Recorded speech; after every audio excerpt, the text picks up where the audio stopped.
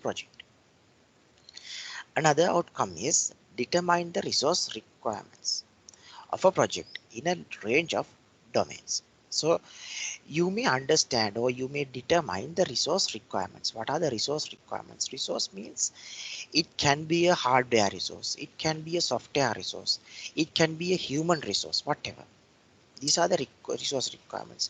Or you might have some sort of problem with your internet connection, that also another resource. So these are resource requirements of the project in a range of domains. So there might be number of domains. What I want to tell you, you have to go in a single business vector. What is a business vector means? It might be shipping, it might be tourism, it might be education, whatever, a domain. Right? So you can move through a range of domains, it's okay, and finding or determine the resource requirements. So as a single sentence, if I tell the whole story, what you have to do is you have to understand what are the resource requirements for a given domain or set of domains. We will go to the next outcome. Select and make use of appropriate software and approaches for for project management functions and estimate.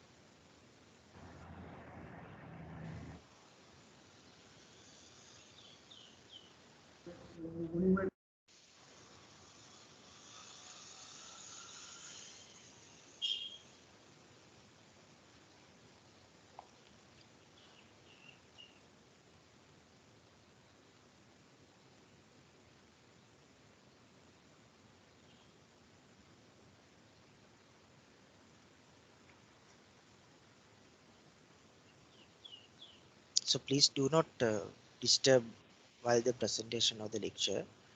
Uh, Please make sure to switch off your mute your microphone because it's a disturbance for the lecture. So I kindly request all of you make sure to mute your mic unless if you don't have a question. If you have a question, you may ask it. It's okay, but please do not disturb. Right. Back to the lesson. We have discussed about the determine the resource requirements. Now the next outcome is select and make use of appropriate software and approaches for project management functions and estimate effort using modeling techniques. What's the meaning of this? Our learning outcome is you have to select and make use of appropriate software. Now you know for a given task, for any given task at the current world, there are lot of softwares are there. If I give an example, if you want to edit a photo or an image, there are a lot of softwares available. Photoshop is there, GIMP is there, lot of online web applications are there. But you should know what is the appropriate software. If you want to just develop very small, it might be uh, Facebook profile picture. Think that that kind of a small thing. If you are using Photoshop, that means you are not using the appropriate software because you have spent a lot of money for Photoshop and it requires a lot of your computational resources, your memory, your CPU. For this simple task, it's not the appropriate software. You should know what's the appropriate software. For that kind of small thing, that means Facebook profile picture, there are a lot of online tools freely available and even in Facebook. So you may use that software. That's the purpose of appropriate software. Select and make use of appropriate software and approaches for project management functionalities. Now that's the next component.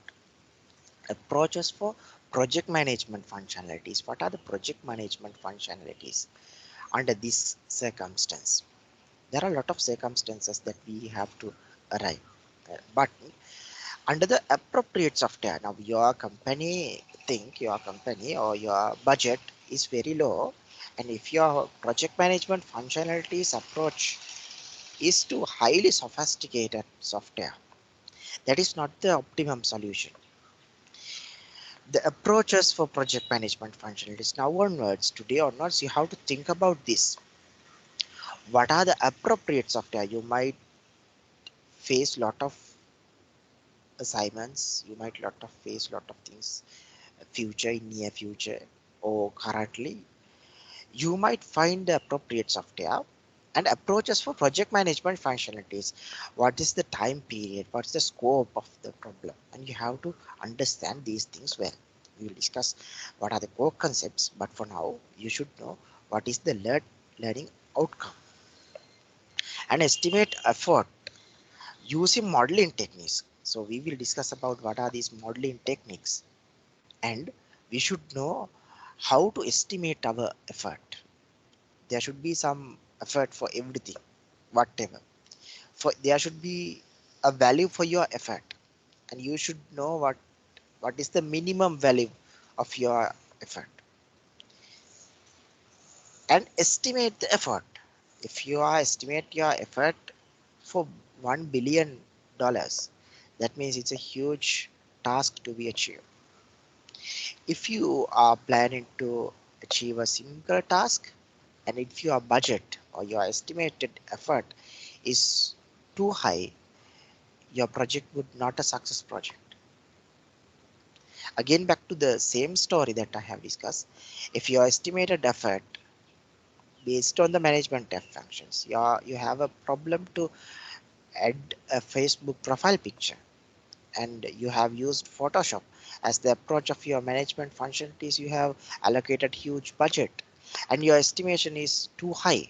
That means your project management is not an effective project management or efficient. It's not an efficient project management. So you have to understand these concepts deeply. We will discuss about what are these modeling techniques later on, but for now you should understand these things simply.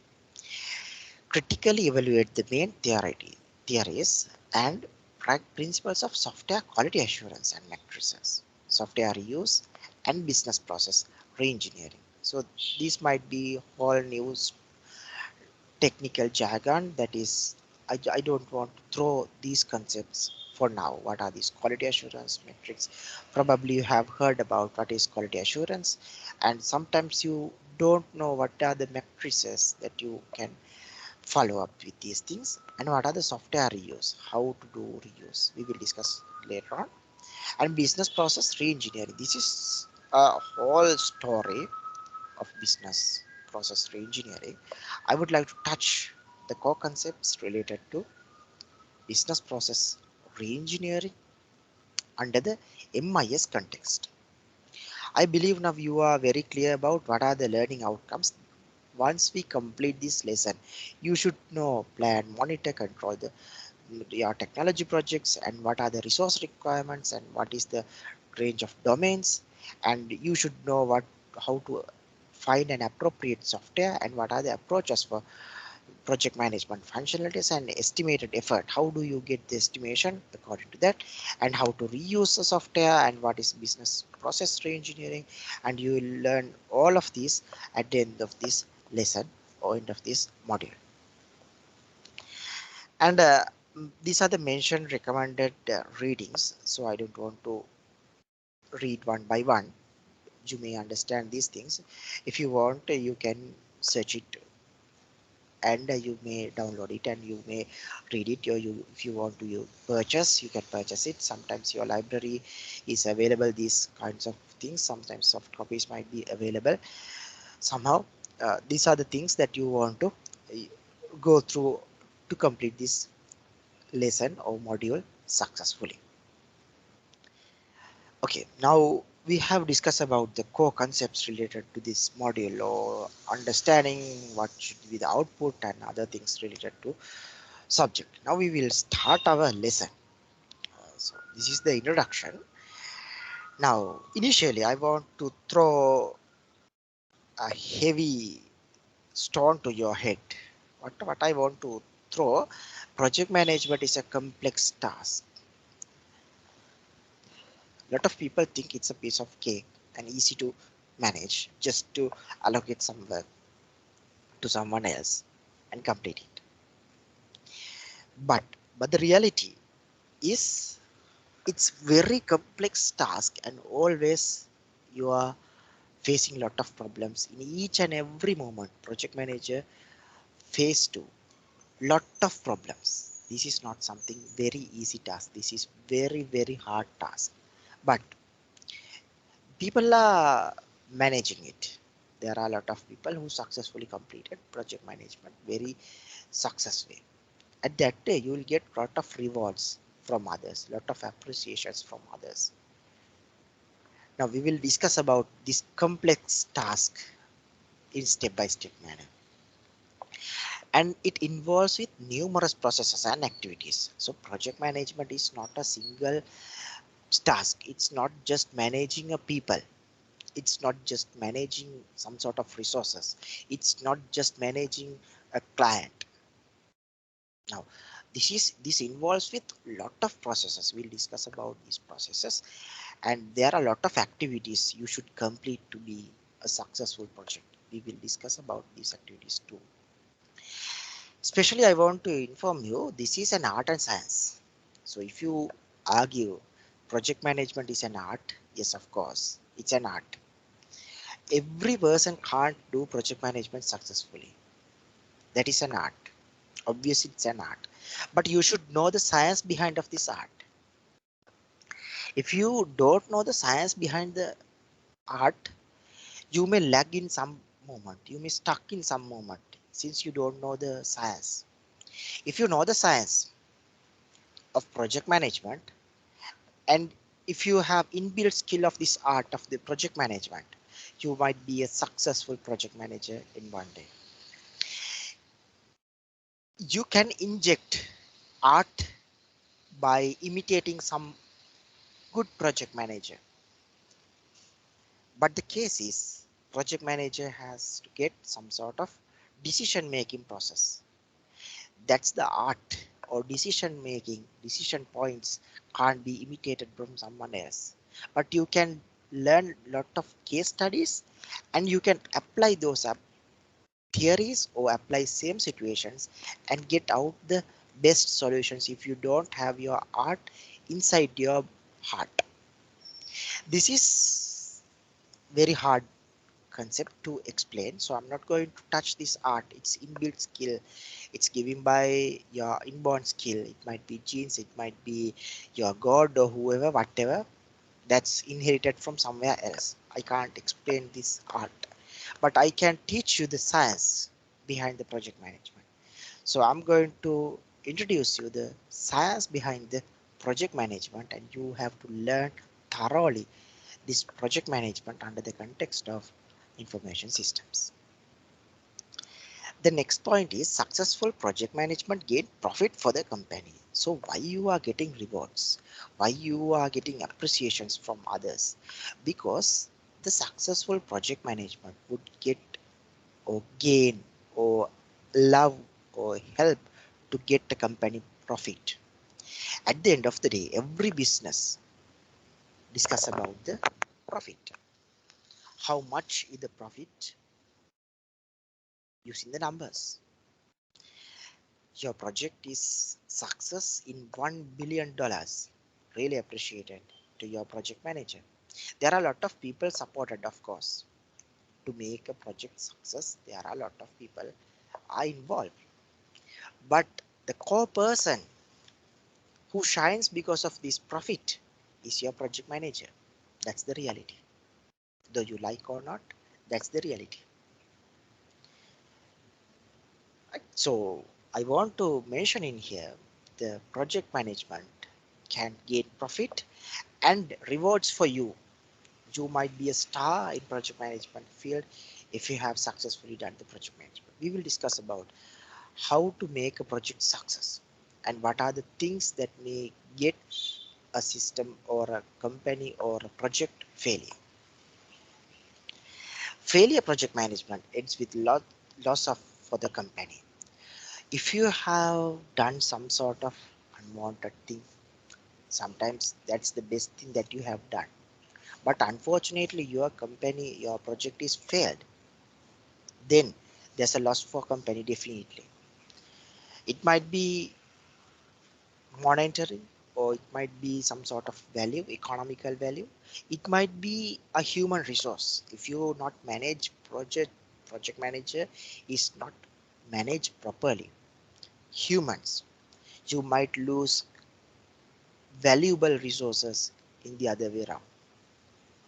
There are a lot of situations, even I know personally, due to the project managers, a lot of resources left the company, left the projects. That affects long termly for the company, and it affects for your project directly. So that's the art. You should know how to manage human, how to be empathize, and how to get the maximum work from someone else. These are the contexts that we want to discuss about this failure project management. Now, I have discussed about something, and I believe that you are with me. Since this is a virtual learning, I can't see your faces, what you are doing now. And what we can do is, you can chat with me now. I will give 2 minutes for everyone. You don't want to chat with everyone. You can chat with me as per current understanding or now onwards. At the moment, at the moment, now you have some understanding about what's a project. Okay, you may have understand about what's the project. So you can chat with me, or you can give a chat for me, just some few words, and let me know what is your perspective of a project. I will give 2 minutes for everyone. That means you can complete within 2 minutes. You have to chat with me, and you have to tell me, what do you mean by a project? What do you mean by a project in your words? I don't want to copy paste from internet. I don't want to uh, tell the extract definition. I'm not following definitions, because this is not some sort of understanding about extract same thing. Just to give some understanding, let me know what is your view of, or what do you mean by a project? What do you mean by a project? Not management. I'm just asking, what do you mean by a project? Okay, I'll give 2 minutes. Let me know what's your comments. Start.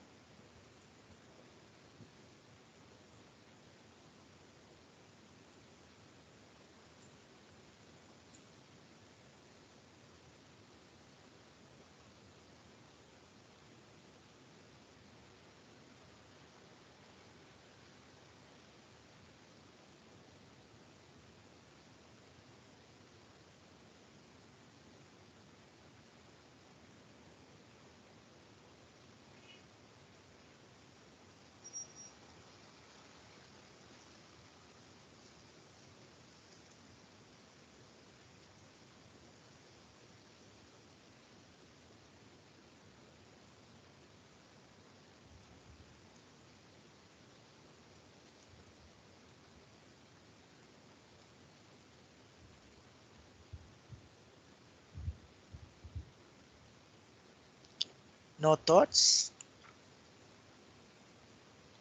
Are you clear that what I'm speaking here? Oh, okay. I hope you can hear what I'm speaking, right? How many students in this class, please?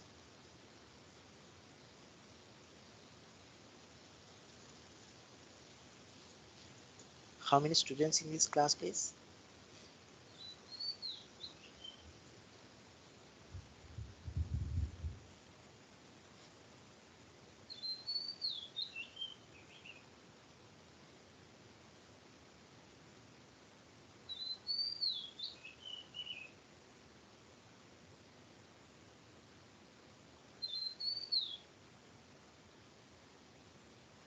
Can someone speak with me, please?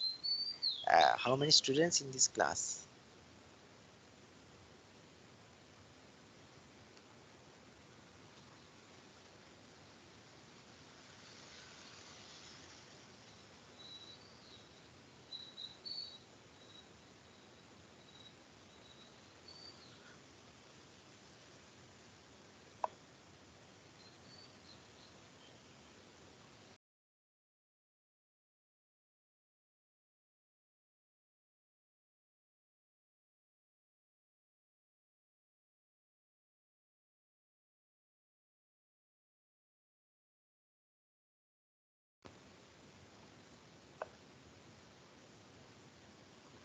Okay. Now we will discuss the next point that I want to discuss you. Why do we need to learn project management for information systems? Now, why do we need to learn this project management for information systems? It's different from system analysis. Now, you may have learned about system analysis. What do you mean by system analysis? Now, at that context, IT can't allow to do that. Information technology would not able to do it alone. That's why system analysis is not project management for information systems. Now, under the system analysis, it mainly involves with the software components, hardware components, and how the people are interacting with this hardware and software components. That's the main purpose of this system analysis, mainly focusing on technical jargon. But once it comes to project management, it's not just the system analysis, it's far beyond the system analysis. The other one is it will allow you to apply all the knowledge you have learned in the information technology. Now, what the meaning of this is, you will allow to apply all the knowledge that you have learned. This is not a single subject or single thing that you will learn. It's something far beyond the information technology. You have to gain extra knowledge apart from the information technology. You have to gain extra knowledge apart from the information technology. There are different knowledge areas under this project management. We will discuss about these project management areas very soon. But for now, you should understand project management is not only information technological perspective, but also it involves with lot of things. And however, there's gap between IT and management. You know, information technology is involved with lot of technical activities, especially like software development or hardware component development, or it might be IoT application development, or it might be a game, or it might be a social network, whatever. All of these things are development purposes or maintenance purposes. Everything mainly focusing on information technology. But behind the scene, management is focusing on how to complete this information technology work successful way. Now you may see there's a gap in between technology and management. Why? Under the information technology, everyone focusing on some sort of output. At the end of the day, information technology provides an output. There should be some sort of asset. It might be intangible asset somehow. Tangible or intangible asset should be produced at the end of the day. Or it might be a new process, or it might be a new algorithm, whatever, under the computer science and information technology context. But management is not focusing on those technical jargon.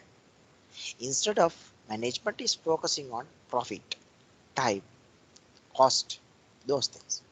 So you may understand that IT guys would have some direction and management people do have another direction. So what we have to do is we have to merge these two set of, we have to merge these two set of people or technologies or methods or processes and get the benefit from information technology by optimizing the resources or some other things. These people are speaking about the optimization. These people are speaking about output. So project management is process optimization or gain optimized solution from information technology and related stuff using management skills. If I define like that, that skill or that art is mainly focusing on this project management, project management for information systems. Now what you have to learn about this thing is there's a gap in between information technology and management. You should fill this gap. This gap is technology and non-technology. You have to fill these two things and get the output accordingly. And finally, technical projects but need management for success. Technical projects. Now, there's a story. There's a well-reputed company starts to manage technical people by technical people. That means technical people would not report for management people. They report directly for the technical people. What was happen is after few months, it was totally mess up the entire project cycles because the core reason is the technical people was followed only technical solutions and they only focus on the optimum solution. But there are things like cost, scope, and procurement, and how make clients satisfied. What are the things that we want to follow the client satisfied? Because at the end of the day, clients are the people who paying for us. At that case, technical people should not track the entire story. There should be another management people or management cluster who supports to this information technology people. But management would not provide that kind of asset or software product at the end of the day. There should be some sort of technical people. If you hire 10 project managers and ask to develop a software project, it's a total failure because project managers would not able to develop a software.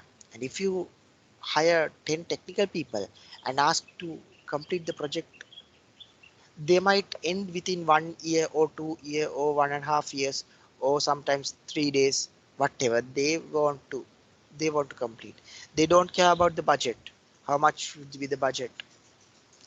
Now you may understand these things. Technical people is mainly focusing on the technical jargon or uh, technical focus, technical terminology they want to speak about. They want to get output from the technical output or the technical terms. But the real world, the asset should output to the some sort of another client or a human or some sort of, it might be another supporting software, whatever. It should be managed. Now you may have very clear understanding about what is this technical project and management for the success, but it's really required for the success information technology or information systems project should be out at the end of the day.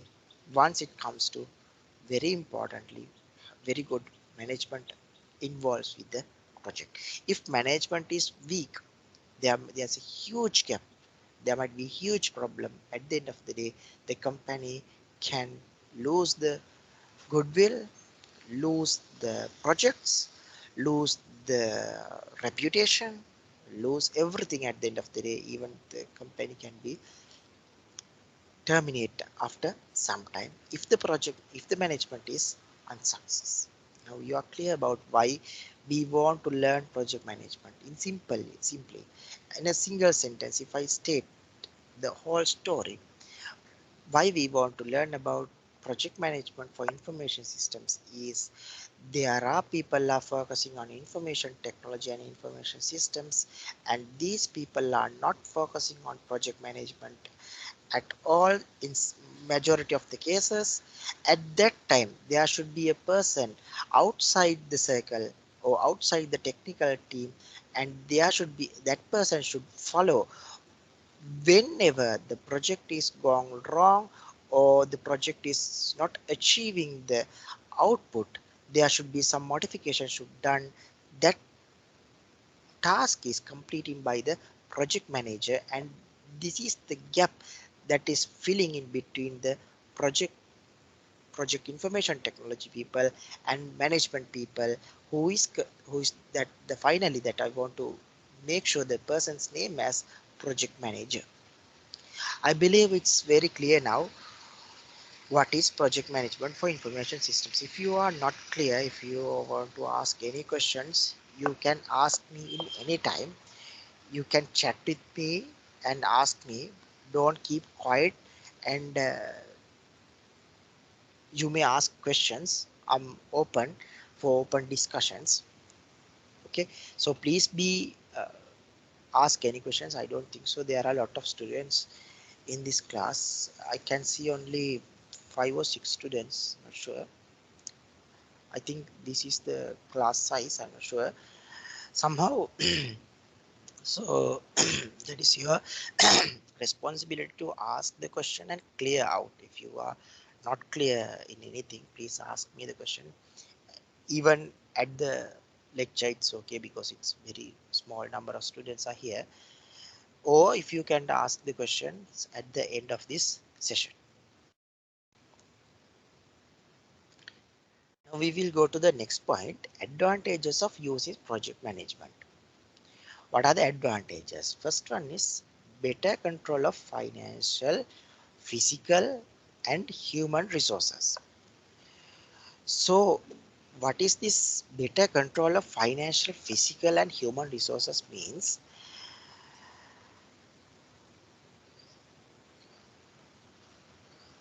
The project, a software project or information system project, is granted or sponsored or paid. That means the financial aspect. And there's a physical. And there's a physical. What's the physical means?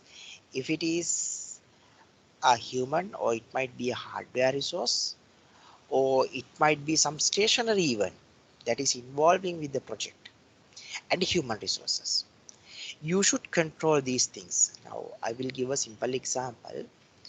If you are not financial control, better control of financial is not there, then you may spend lot of money for unwanted things. Think your budget is 100 rupees or 1000 rupees. Things it's 1000 rupees budget you have financial for your project, and your project is required, and you are willing to pay 900 rupees for a party or project initialization party. Now you have 1000 rupees, think it's not rupees, so it might be billion something, right? I'll give simple numbers, then you can understand easily. 1000 rupees you have, what you are going to do is you are going to spend 900 rupees for a single party. Then the whole budget will destroy your entire scenarios, the next performance, everything performances, your activities will be destroyed. So that is the better control of finance. Who is doing this? By using this project management task. And physical, there are physical resources. Think you have a printer, and someone is printing nearly 400 papers per day, which is not related to project. Even project management involves these physical resources, and it might be a hardware, it might be your laptop. Someone is using your laptop for gaming purposes. Project management is involved with this physical control, this physical control, right? There's a physical control. And human resources. What are these human resources? You have a person, think software developer or software engineer, or web developer or web engineer or full stack engineer, database engineer, business analyst, whoever. A human resource, it might be administrative person, whoever, who is directly involved with the project, a human person. And if this person is using their time, usually for a business, it's 8 hours per day, it's allocated 40 hours per week. It's the common case. And this person is allocating 30 hours for entertaining, for enjoying with the others, having tea, having lunch, and play some game. 30 hours. 30 hours spending from his 40 hours. From 40 hours, among the 40 hours, 30 hours he is spending, this resource is spending 30 hours for entertainment. This is not the controlled situation. There should be a controlled situation. If it is 40 hours, the person should at least work 30 hours and let the 10 hours to his personal entertainment. That means having tea, having chat with another person, because we are human, right? We all are human. We can't work continuous 40 hours per week. It's not happening. Sometimes we are working 40 hours continuously. Even at night we are working more than 40 hours. We are working some situations, but we can't continue for 60 hours continuously per week. So it's a human resource. And the same way, if a person is too allocated, that means human resource is working too much. If a person is working 90 hours, 90 hours per week, 90 hours per week, that means that is also not a better control of, that also not a better control of human resource. Human resource would stuck in some point because of this 40 hours. I know there's a great company in Sri Lanka. I don't want to mention the name, but there are burnout reports. The project managers should give excuse or reason if a person is allocated or work more than 45 hours. If a person is working more than 45 hours, project manager should give the reason behind that. Or someone is work more than 45 hours, that person should, that person is burned. So there's burn out report. There's a report generating automatically by the system. At that point, project manager should provide why, because there is no better control of this human resource.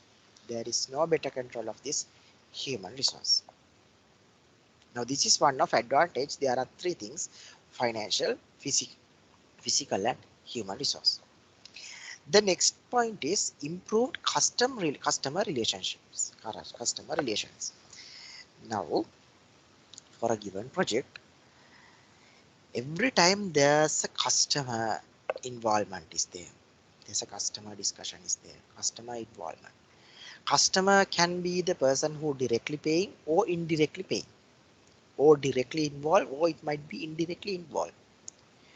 Somehow a person is involved with the software or the project, then there should be an improved custom relationships. How this improve the customer relationships?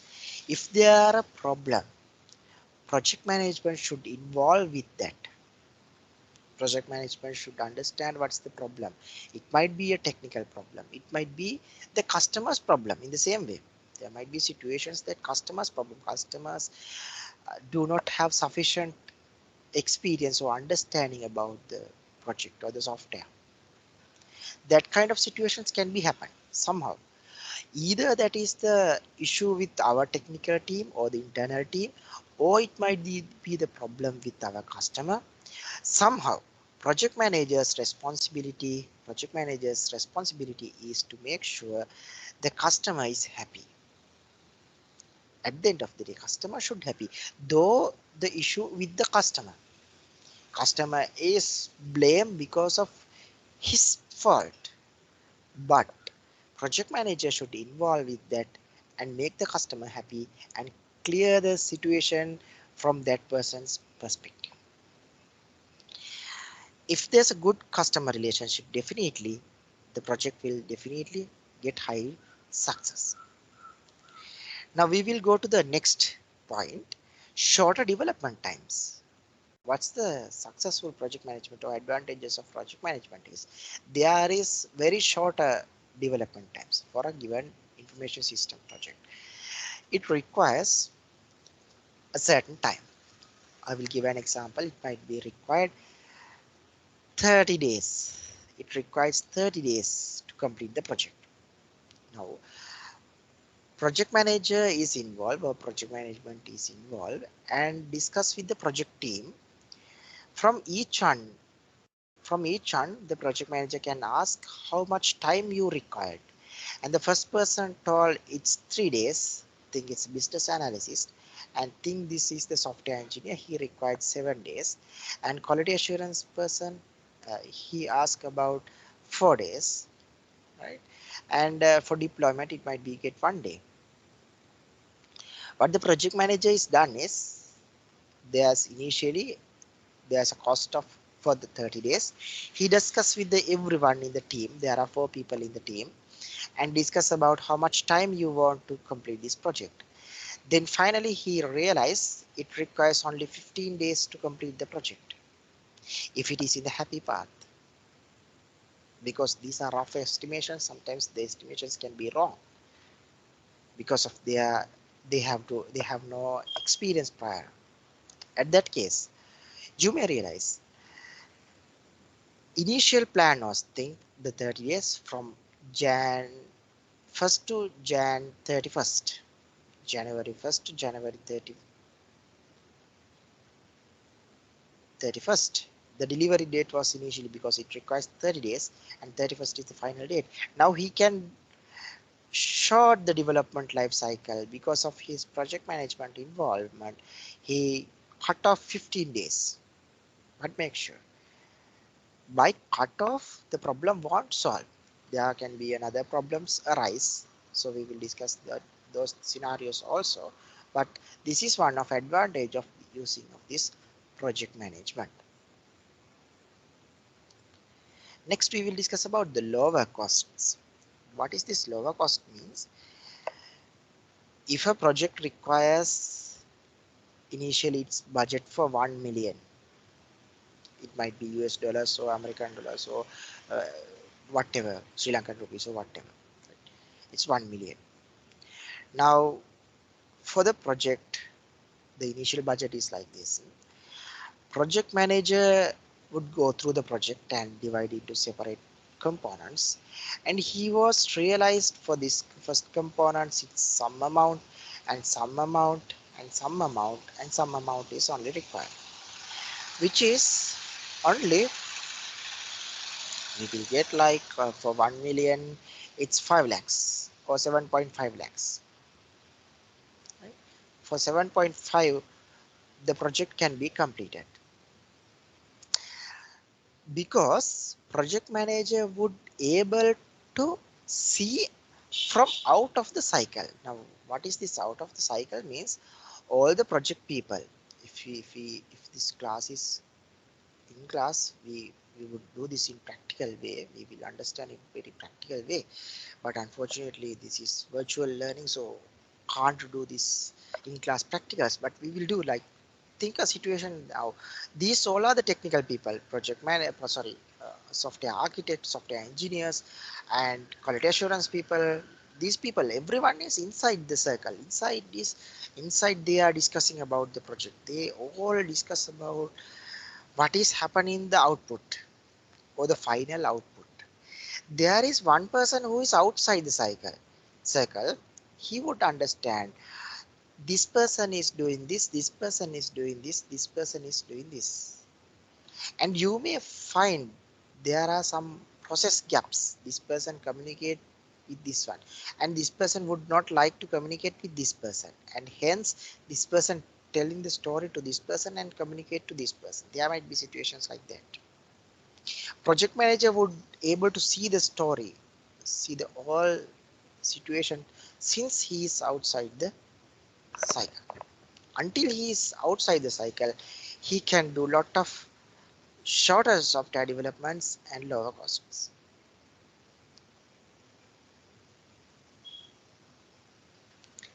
The next point is higher quality and increased reli- re- reliability. Now, what is this higher quality means? The customer expected to have some sort of output.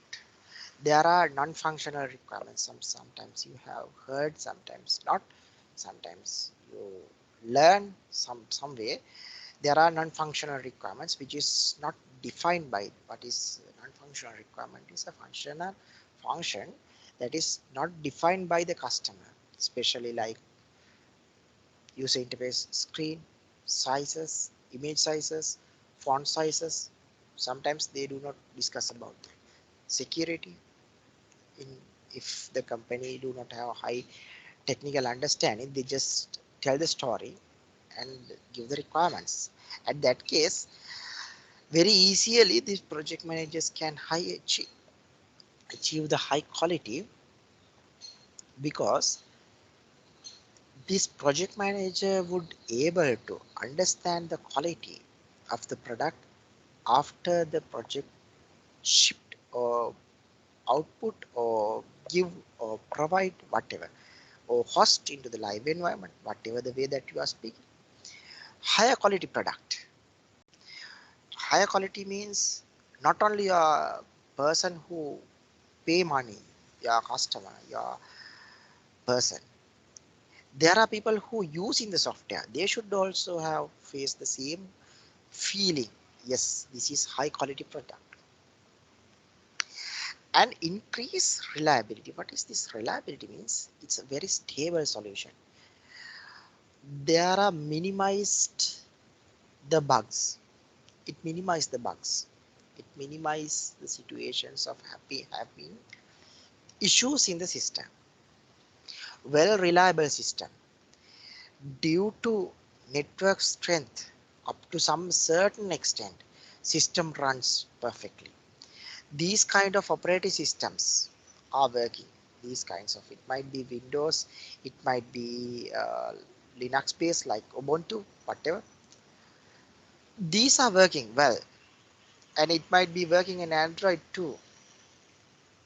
So these are reliable and no issues at all for all of these. Sometimes there might be, we can't develop 100% accurate software. There might be issues at, it's the normal situation, but there can be reliability to some extent. There should be some sort of reliability and higher profit margins. Now, what is this higher profit margins means?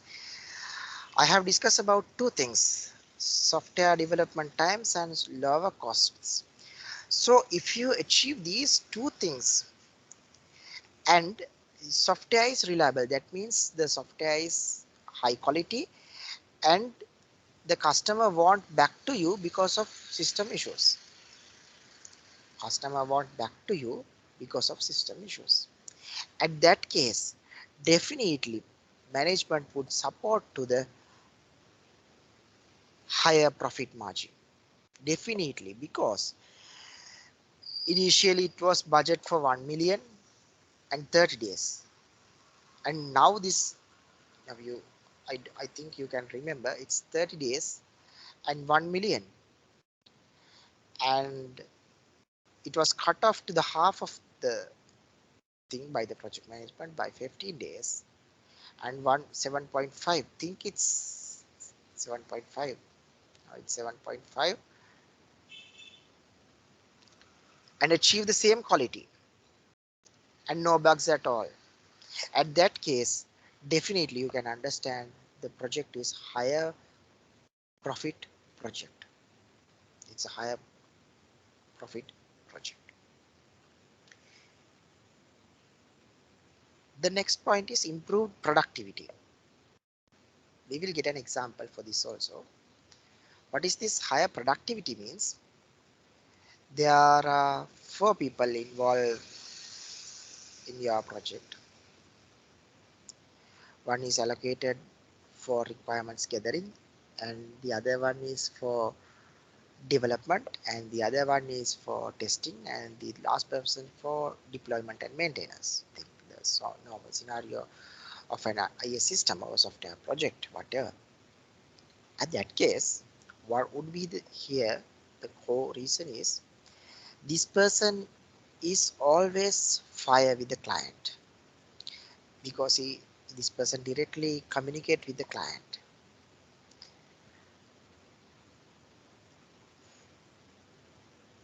This person would code according to the requirements gathered by this person, and this person, this is the quality person, this is the business analyst or the requirements gathering point, this is the software engineer, and this is the deployment person and maintenance person. And these quality assurance people would test the quality according to the software development, and this person deploy whatever he got.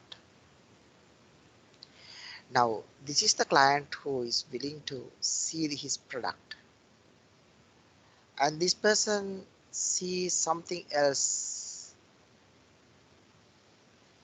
Now this client would back to the business analysis and blame to the business analysis.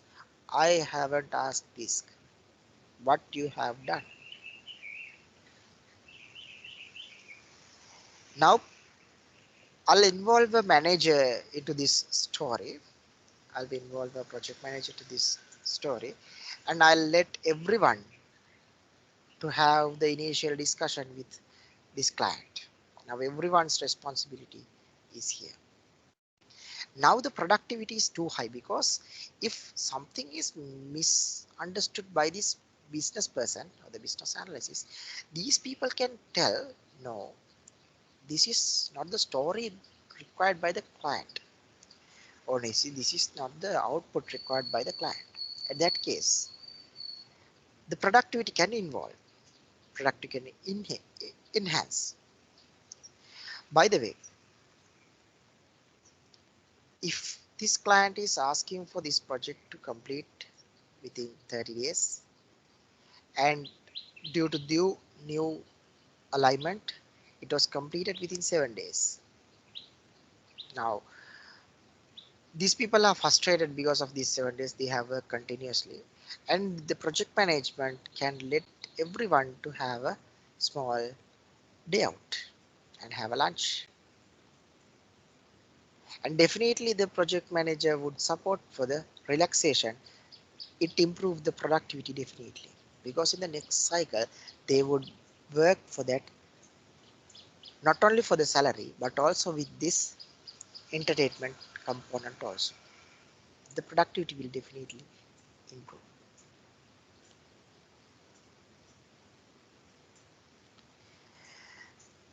The last point that I want to discuss is better internal coordination. What do you mean by this? Project management involves with the better coordination means there are people, I think it's hundred of people are involved with the project, and if everyone is speaking to different people, there might be very hard communication network. Think it's 100 people speaking with each other for each and every problem. because because it's not clear or it's not communicated well by someone. So everyone is speaking like, what is this, what is this, what is happening here? This person is speak to this one, and this person is, I'm not also clear, this person is going to this one and back, and it's like the communication is very hard. Now what we can do is we can allocate it a person, can allocate a person. If all of you, now we have 100, now there is only 99 people. These 99 people would able to directly speak with this person if there's any issue. Now everyone should not speak with each other for any problem in the project. They would directly speak with this person.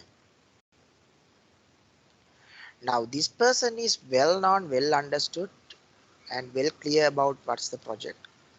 This person would be able to answer all the queries by the other people. Okay? Now that is the better internal coordination. You can coordinate with everyone very clearly and get the maximum output. I have spent a lot of things with you. What are the advantages? I'll give 5 minutes to you, and I want to write a small thing. What do you mean by higher worker morale under the context of advantages of using project management? I'll give 5 minutes to you. Please write, and you may email to me. It's okay if you want. If you want, you can chat with me. I will give 5 to 6 minutes to complete. Now it's 9:40.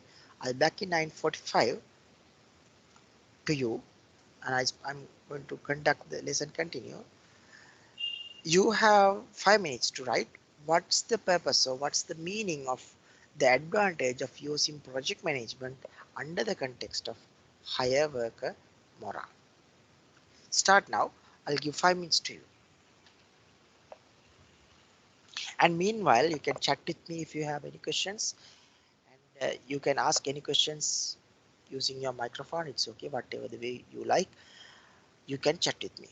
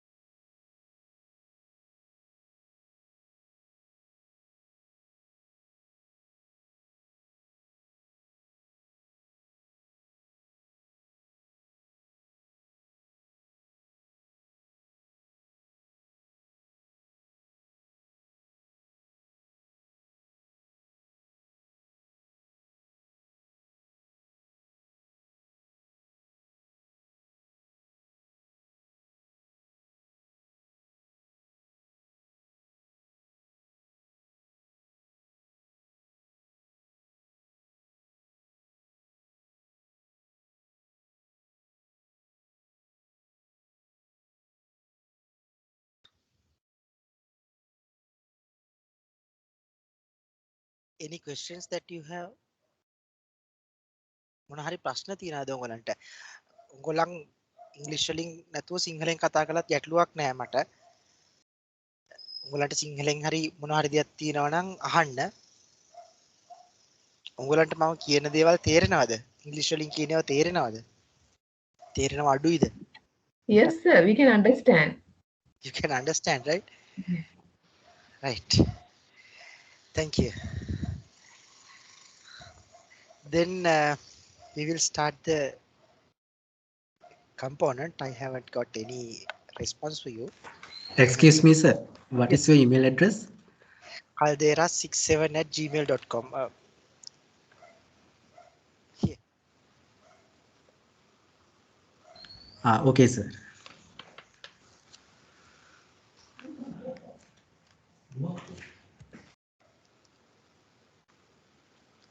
Right. Good. Now we will go to the formal definition or starting point. Now we have discussed about something that valuable. Now project management is important, right? It's clear. Now we have discussed about advantages, why we are learning, those things we have discussed. Now we will discuss what's a project. Now we are going to manage something known as a project. So we should know what's a project. It's a temporary endeavor. It's a temporary endeavor undertaken to create a unique product, service, or result, whatever. Now, what's the meaning of this? Project is a temporary work, temporarily unique. There are two key terms that I want to emphasize in here: temporary and unique. Temporally means it has defined beginning and end in time, and therefore defined scopes and resources.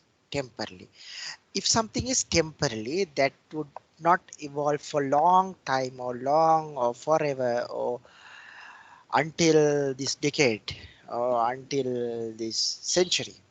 It's not a project, it's something else.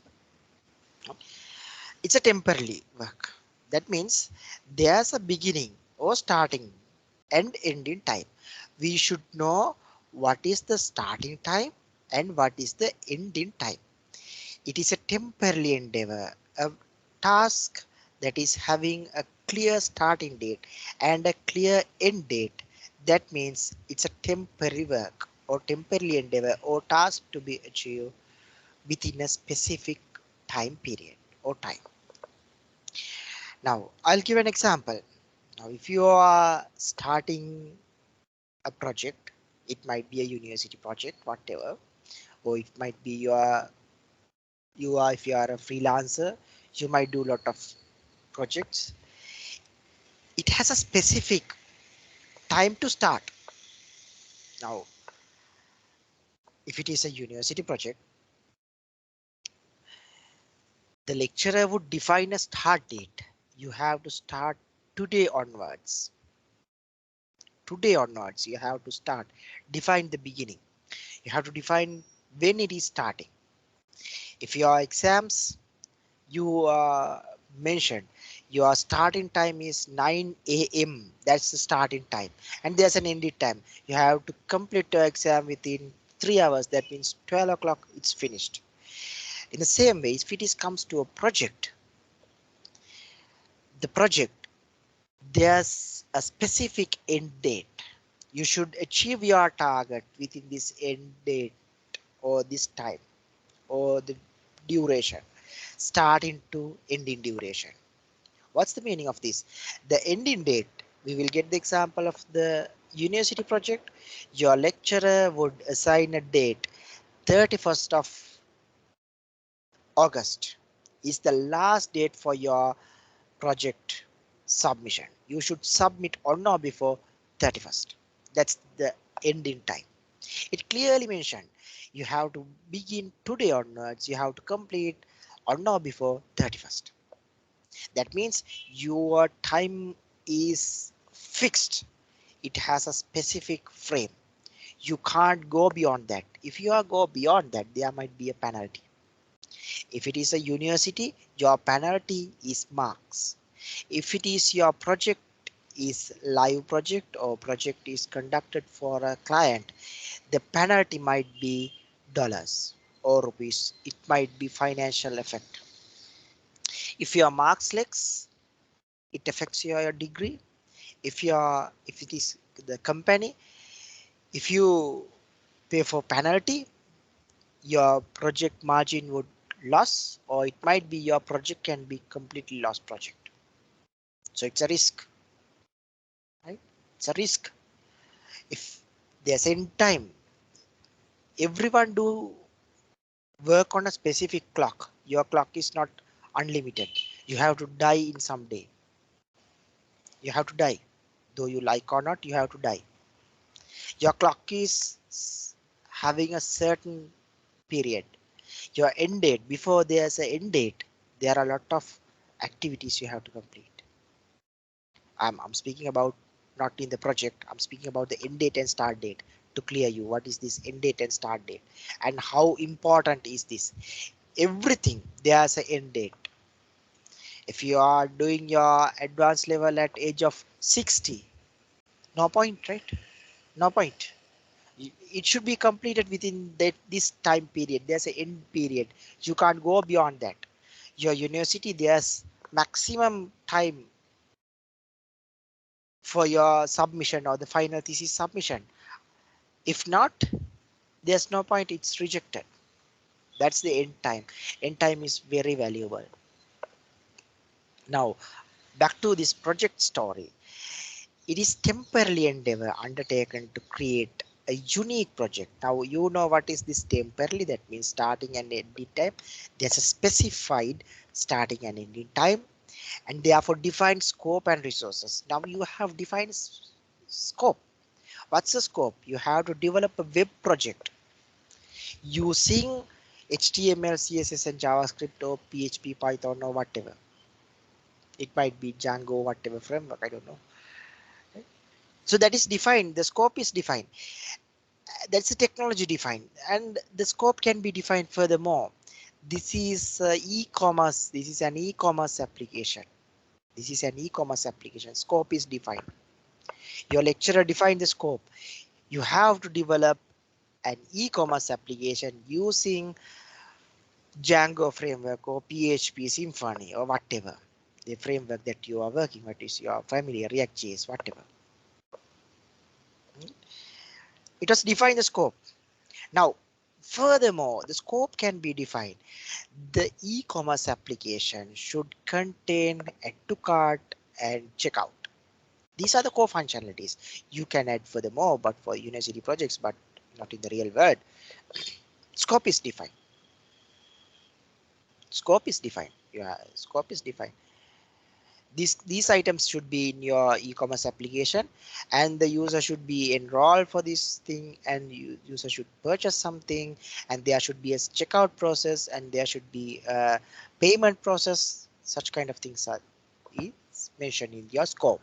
Now the scope is level by level. I have moved to more deeper. Scope is defining, and further your lecturer is giving the resources to you. What are the resources you need uh, to refer this book? You need to refer this kind of video tutorial, or you might refer to this GitHub page. These are the resources that define. And this project, if it is a university project, it's defined by your lecturer. If it comes to a company project or some sort of large scale or mid scale, it might be a large scale project, whatever, small scale. Or, in that case, your project manager defines the scope. You have to develop a login. You have to develop such kind of thing. You have to find a single sign-on page, or it might be single page application, whatever. And resources are giving usually at this time you are using your computers, but once it comes to a company, your company will provide sufficient resources, laptop or a desktop or internet facilities, sometimes chair and desk also currently. There are companies shipping desks chairs to their homes, and some companies pay for buy a chair and desk, not a small amount like 100,000 around, 75,000 around for chair and desk. Resources, right? Rich companies allocating that kind of things. But what I want to mention here is, once your project is complete, your end date is completed, you have to give back these resources. That's the important story. These resources are ending at project end. You can't keep it with you forever. You can't keep your laptop forever. Your project is completed. Please hand over your laptop to this person. This kind of things is allocated with this project. Now I have speak about clearly about what is temporally. It has a starting and beginning time, and there's a specific defined scope as well as set of resources. Resources and scopes is under this starting and ending time.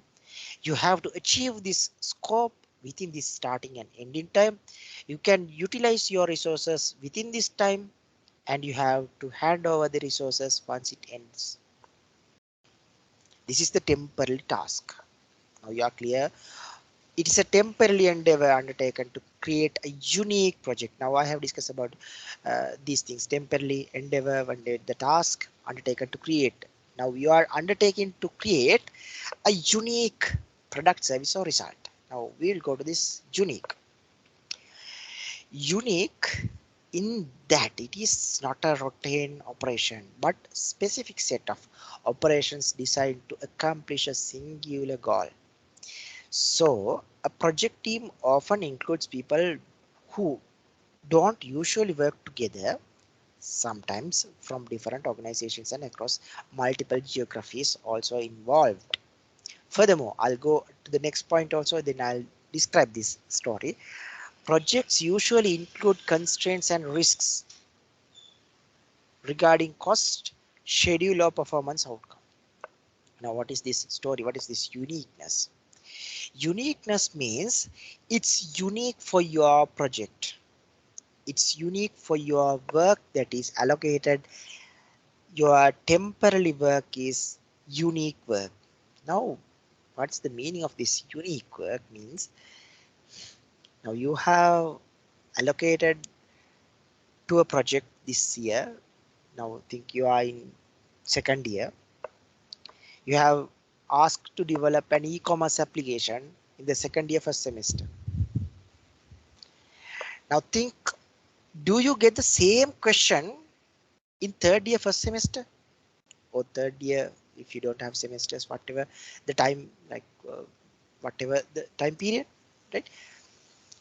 Now if you are not familiar with that, we'll go to grade school grades. If you are in grade 10, if you have allocated to do some sort of project, do the same work you are doing in grade 11. No, right? That is advanced. That is advanced one. It's something different. You have to define specific, you have to define unique work to get this product out, or it might be a service out, or it might be a result out. It might be evolved. It might be evolved because you have done grade 7 some sort of mathematical equations. Grade 11 you can solve the same question. It evolved, but in not in the same scope. Scope is different. Due to this scope changes, this temporary scope is changed. Due to that, the uniqueness is changed. It's not the same exact same. If you are doing the exact same, there's a new way to perform that thing. We don't want project management. If you are doing if you are doing continuously e-commerce application for once, if think I will give an example, then you can understand it well. What is this unique? Now you are a freelancer. Do you know who is a freelancer? I believe you know who is a freelancer, right? There's a freelancer who is developing an e-commerce application for ABC company, And after some time, after 2 years, again another company XYZ, they are asking another e-commerce application which is exactly same for the ABC. Since you have developed the project, there's nothing to manage, there's nothing to do, extract same scope, you have got to complete the work. There's no unique work you can do, you just copy and paste the images and host it. That is not a project. That is not a project. That is, there's no any uniqueness for your project. But your customer is asking unique instances. Now initially ABC company, there's an e-commerce application. This ABC company would have like login from username and password, and XYZ, they are asking to develop a biometrical login. It might be a fingerprint, it might be a face recognition. Now it's unique. Why?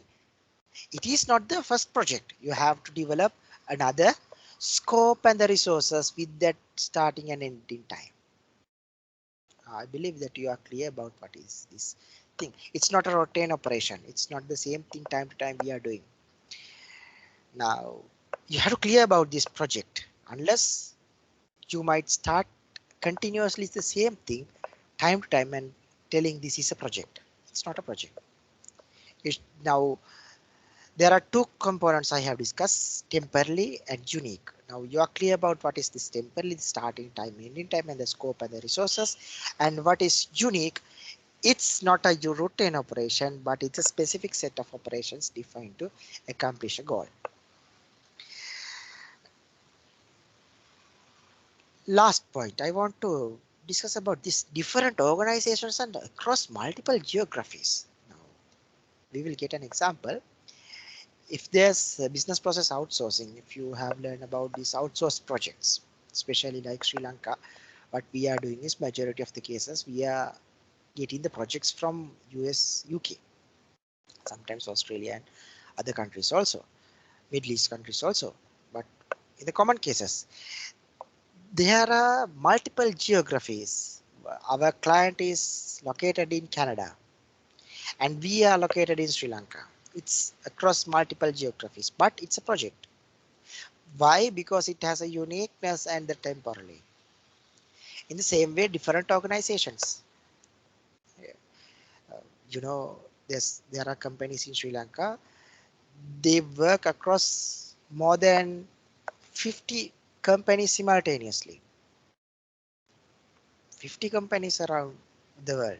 They are working simultaneously. So it has a huge goal, a huge process in that case. Now, though it's differently located or multiple geographies and different organizations, it's a project. Now, the last point under this project context, risks regarding cost, schedule or performance outcome. Now, this is the component I'm speaking more and more later on. Risk. We all are facing at risk. Now, your project, if I define, you have to complete within 3 months, if not 0 marks. Then if you are not submitted your assignment, you will get 0 marks. That is a risk for your entire life or your degree or your university life. It's a risk. This risk is directly affect for your performance outcome, schedule and performance outcome. Think you are repeating this last year one subject. Now what's happened? Your schedule and performance outcome would be again back. Why? You have to learn it again back. Another 6 months or 2.5 months, or you have to learn again and you have to do the same exam. That case, so you have to understand this risk and you have to complete your project within this time, beginning and ending time. Now, again, I'm speaking about what's a project. It's a temporary work that you are working on unique product or output a unique product or service, and it has core attributes and temporally and unique. And what is this temporally means? There's a specific starting and ending time, and there's a specific scope and a resource. At the same time, the project is unique, which is not iterated by or performed by the same time to time. So it has a uniqueness for your project. And furthermore, last point, it can be distributed among the globe, and it has a risk all the time. Project has a risk. If there's a no risk, think if you are self-study Japanese language for your entertainment, there's no risk at all because you are learning for yourself. There's no risk. But if you are learning Japanese for an examination, there's a risk. If you are learning IELTS, that any of exam, if you are learning about any exam, English exam, think it's an English exam. I'm not going to promoting any exam, right? If you are learning for any English exam, then there's a risk. If you are learning English for yourself, there's no risk at all. So it's not a project, and there's no time. But if you are doing English exam for specific time, then there's a risk, and it's a project. Now I believe that you are very clear about this project. If not, if this is not clear, you might get trouble into the last points what I'm speaking here. So that's why I'm spending a little bit more time to understand well about these core methodologies or core concepts or key terminologies. Now, what are the elements of project? Complex, very complex. Projects are very complex, one-time processes. Now, initially I told it's like not a routine operation. So back again, it's a one-time process. Complex means it's a one-time process. Sometimes you have to learn a lot of things and you have to give the output. Limited by budget, schedule, and resources. Now think you are a person, you are a company CEO, and you want to develop a web application or a mobile application, and you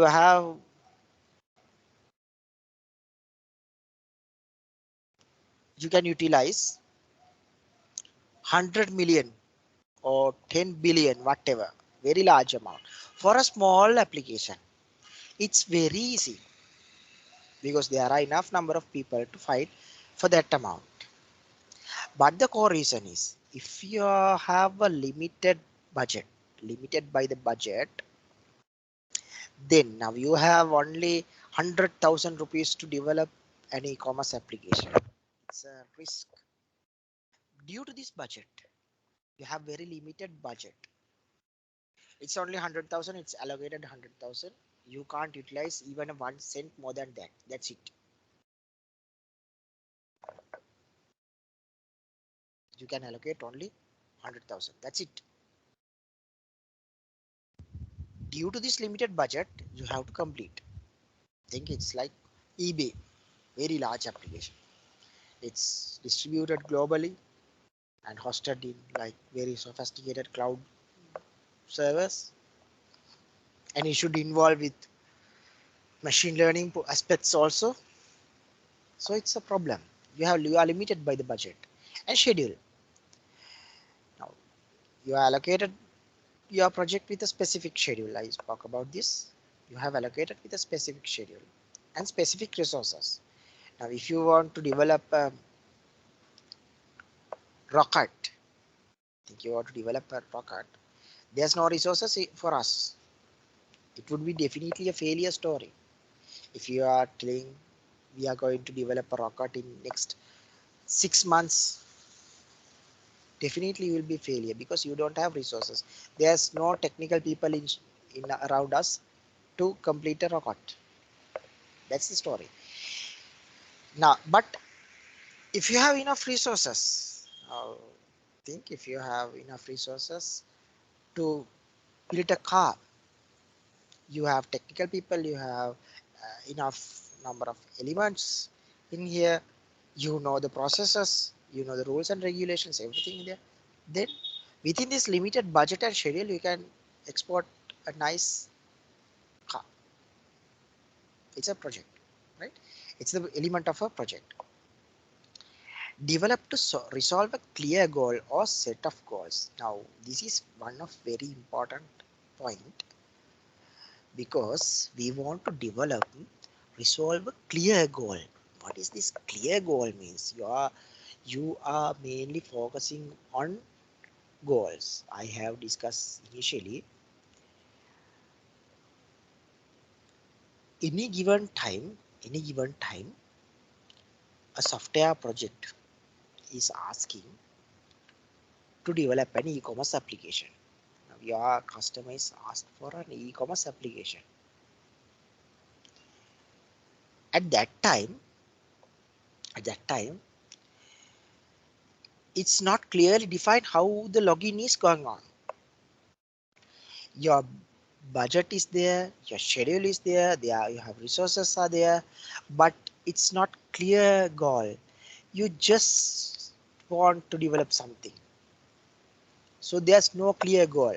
Now if you are learning information systems, or if you are learning information technology or computer science, so why you are learning, there should be a clear goal to successfully complete this project. What is your project? Your 4 years degree or 3 years degree or high national diploma, or whatever the state that you are finishing. You should have a clear goal. After this I would go to this. If not, it will be a problem. Project, this project should have this clear element, clear goal. You should have a clear goal. If it is not clear goal, there can be a lot of problems. We'll discuss about these things later on. And last point, it's customer focused. Whatever you develop, it should be customer focused. I will give an example for this also. If you are really interested to learn, like, think very old language. I don't want to mention the language. Think very old language, not in use at all. Now you have experience and you have vast knowledge in that language, but who required that? No one, right? No one. No one. At that case, it's not customer focused. Now at the moment, we will get another example. If you are moving to learn Chinese, it might be something like valuable for you in some time. If you are learning Japanese, it might be valuable for you. If you are learning to Russian, it might be valuable for you. If you are learning English, it might be valuable for you. Even if you are learning Hindi, it might be valuable for you. There might be customers for your project. In Sri Lanka, there are situations like there are no Japanese language. There are people who don't. There's a project. This project was for Japanese people. They want to hire a Japanese language, a person who knows Japanese language and single language, as well as a technical guy. It's a huge problem they have faced. Once I have worked my career life, very rare to find such kind of person. A person who is a technical person and having a good understanding of Japanese language and having a good language of single language, because the customer required is that. So what I want to speak is this project is mainly focused on our customer.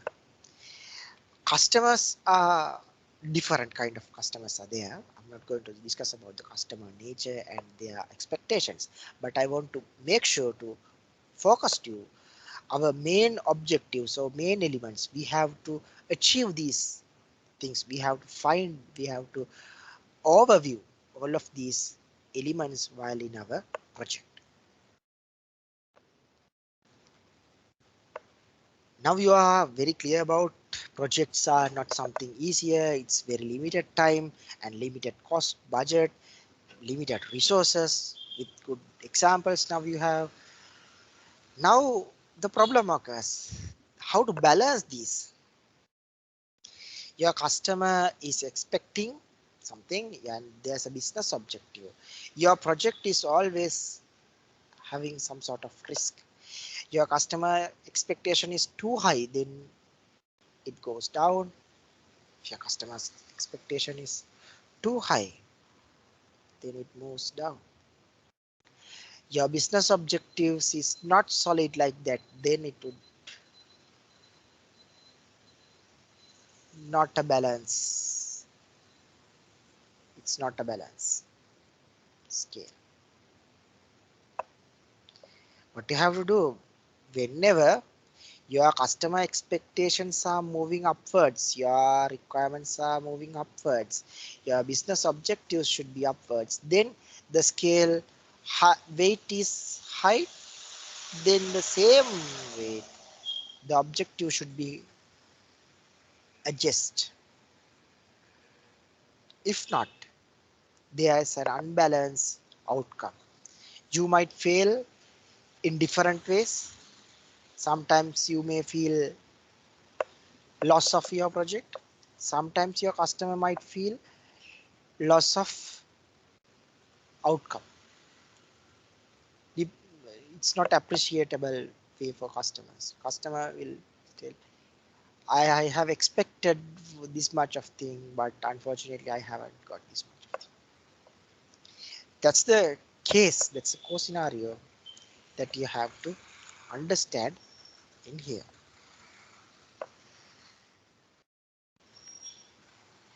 Context of project management. Now the project attributes.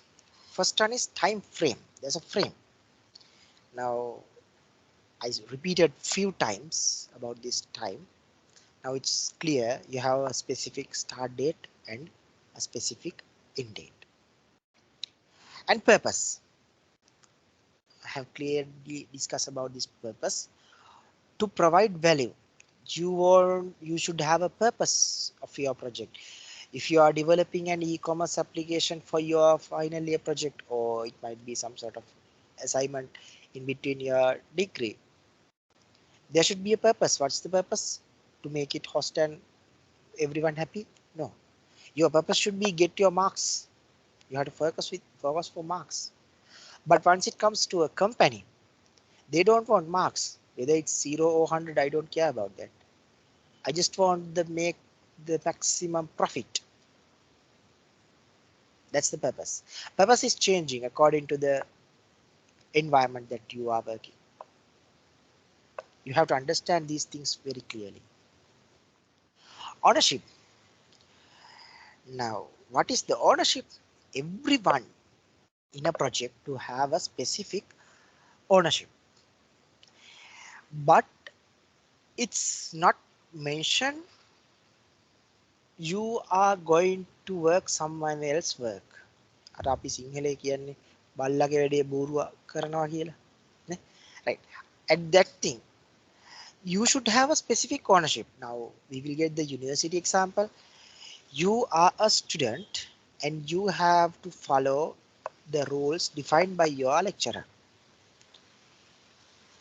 Your ownership is complete the work in the given time frame, and the lecturer's ownership is evaluate fairly every student and allocate suitable marks. Now if a student is trying to allocate or argue for marks, that means the student is getting unwanted risk and ownership. If the lecturer is trying to make unwantedly give a pressure, like you have to complete an e-commerce application within 3 days by using a code base. There are a lot of inbuilt solutions complete within 2 hours even, but if your lecturer is asking for coding experience too, it's hard. Then the ownership will be not the specific one. So it's a win-win situation. Both sides should be win. Lecturer should win by students achieving the goal. Students should achieve by the marks. goal by marks. The same thing if we map to the business. If you are a software developer, you should develop the software. If you are a software quality assurance engineer, you should quality assurance the project. If you are a business analyst, you have to get the requirements accordingly. If not, if the quality assurance people try to merge with the development team, it's a wholly problem. The ownership would be merged together means a problem. If you are going to do the project manager's work, it might be a problem. There's a specific ownership for you. You should follow these ownership rules accordingly, according to the context, even in your family too. If you are trying to do the role play of your father or mother, it's a problem. If your father or mother is trying to do role play of child, it's a problem. We do have a specific role in according to the context. At that context, we have a specific ownership. Now, in this context, you are a student, your parents are willing to get a good degree from you. Your ownership is complete the work. The next point I want to discuss is resources. Now, there's a triple constraint. I'll discuss about this later on. There are resources. Resources means it might be tangible resource, it might be intangible resource. Tangible resources can be like laptop, or it might be router, or it might be mouse, or it might be a keyboard, whatever, or it might be a printer. And intangible assets are the software products, especially for us, software products. There might be some sort of open source solutions, might be hosted, or it might be company developed projects can be there. These are the resources that we have. And roles. What are the roles under this context of project management? Project manager. Definitely there's a person who is known as project manager who manages the project. This person is the highly responsible person to complete the project. And there's a project sponsor.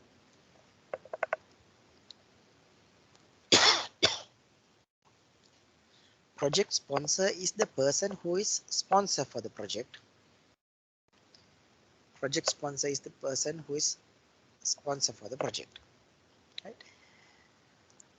And there's a SME. Who is SME? Subject matter expert. Who is SME is a subject matter expert. Subject matter expert is the person who is having good knowledge in domain and technical. I'll get an example. Now you are a person who is working for an educational company, or we will get insurance company. We will get an example of insurance company. Now it's a general insurance company, so you know about claims, accidents, vehicle accidents, right? Vehicle accidents, and there's a claim. You know, everyone, if there's an accident, there's a claim, and for this claim, there's a process. Domain expertise or subject matter expertise means you know whenever there's an accident, vehicle accident is there, how the claim process is going and how the claim is allocated accordingly. Technical perspective means this person is having good understanding about what is the system behavior. It might be database connection, how to check this vehicle is having a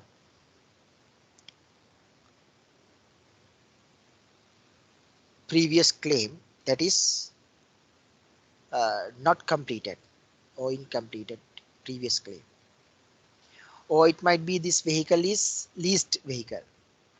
There are situations like vehicle is leased situation.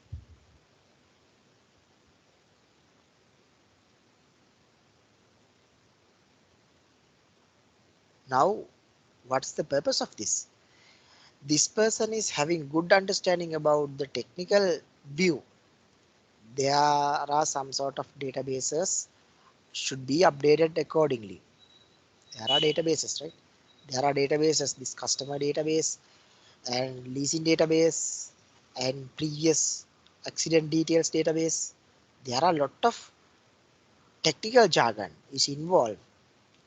If this person is, if this person is having good understanding about the entire process as well as the technical process, then we can name this person as subject matter expert.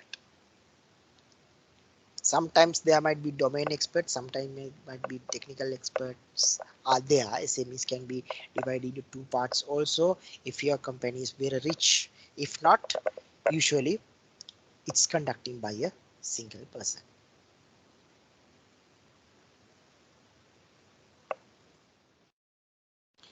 Then the risk and assumptions. Always there's a risk. I have spoke to you a lot of time.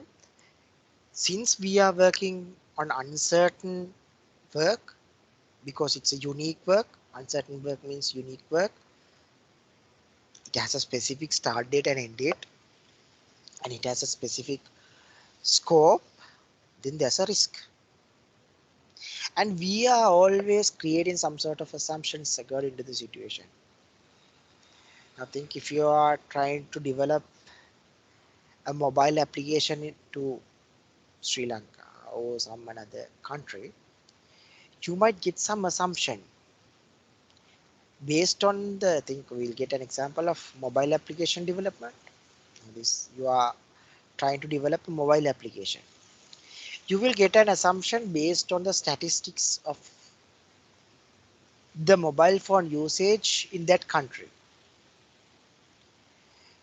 The statistics shows 90 percentage or 95% of people are using Android mobile phones.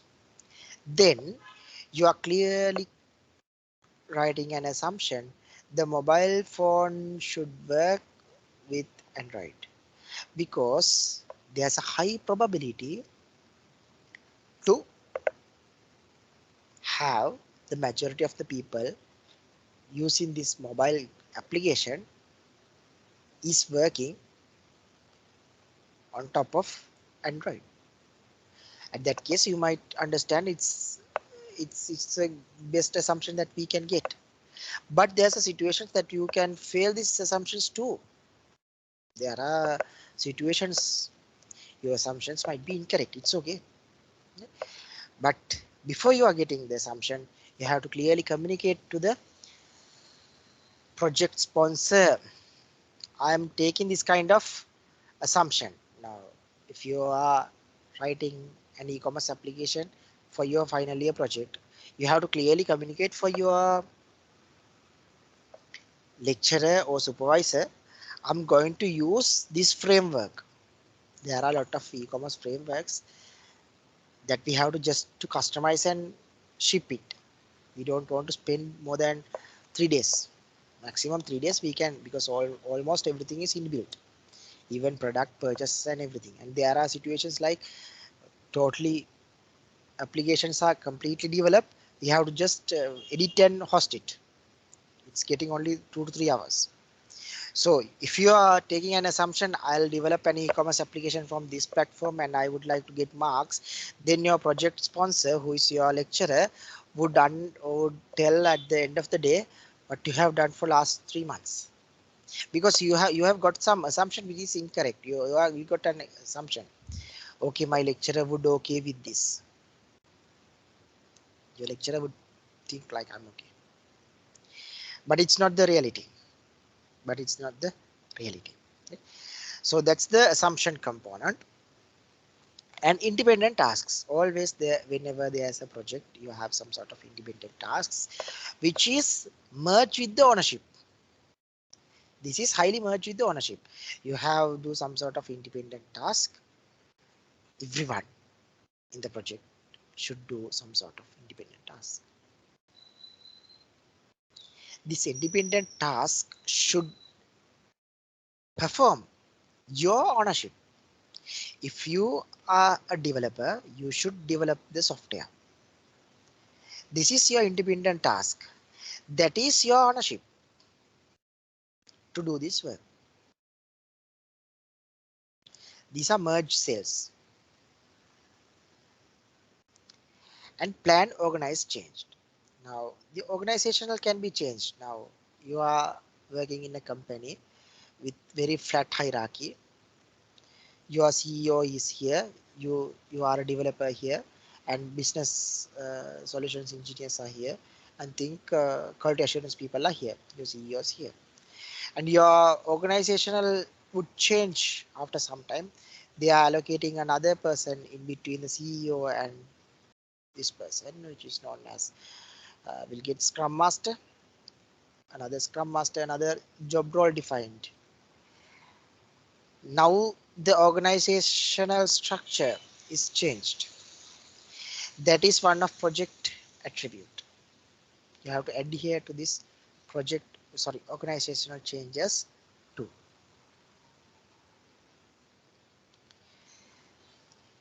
Let's discuss about the iron triangle. This is the iron triangle. Now this is evolved. This is the traditional triangle that we are discussing. This is traditional triangle. Under this case, there are three things we have to think: cost, time, and the scope. Now for last 2 hours, I'm speaking continuously about three words. If you get a word cloud, there are three words. What is that? Scope, cost, and time. Scope, cost, and time. So no need to think about these things easily. These are very hard things, very hard to achieve these goals in the same time, because you have limited time frame, and you have limited cost, and you have limited scope. For this scope, features, functionalities are mainly discussing. What are the features that you are going to export from your project? What are the functionalities that you are going to export? And what is the schedule? What is the schedule of your project? Your project schedule. What's the duration from January 1st to January 31st? Whatever. And there is a cost. It's only 100,000 rupees. Now the story is like this. If you are achieving these things, you should think about the quality. You should think about the quality. Now I will give a very simple example. You are trying to develop a software, an e-commerce application.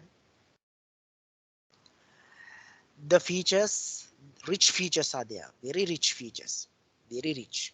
Very rich means predictive applications are there, biometrical logins are there, lot of rich features are there, and your customer is willing to pay very low cost. Very low cost. Your customer is willing to pay only 10,000 rupees for this rich scope. You do not agree with that, obviously. But if you agree with for that, your product quality would definitely low, because no one like to work for cheaper cost. At least everyone is having some sort of benchmark. The mark. This is my minimum amount. I don't want to go beyond this. There's a benchmark. Beyond that, the quality would be down. So at that case, what the company or the other person, the sponsor, should be able to think about the, according to this scope, I should pay this much of cost. And now think you have discussed with your customer, your scope is this much of large, so I can't do within this this amount, think it's 100,000. I can't do. We'll do for 2 million. Then cost is okay. Fortunately, your client told okay. If it is such kind of hard thing, I'll do for that. But your customer is asking the same time, I want to complete within this project within 3 days. Again, you will get a problem. Why? You can't complete within 3 days. A high rich, high end, top niche application can't be delivered within 3 days. Again, if you are planning to do, the quality might be reduced. Then what would be happen? Lot of issues after the project completion. At that case, you have to clearly mention you to complete this scope. We need at least 6 months. Then your customer will tell it's okay. Fortunately, he was agreed. Now you have defined a scope, you have defined a cost, you have defined a specific time. Now you should able to, it's mandatory to make your quality to be high.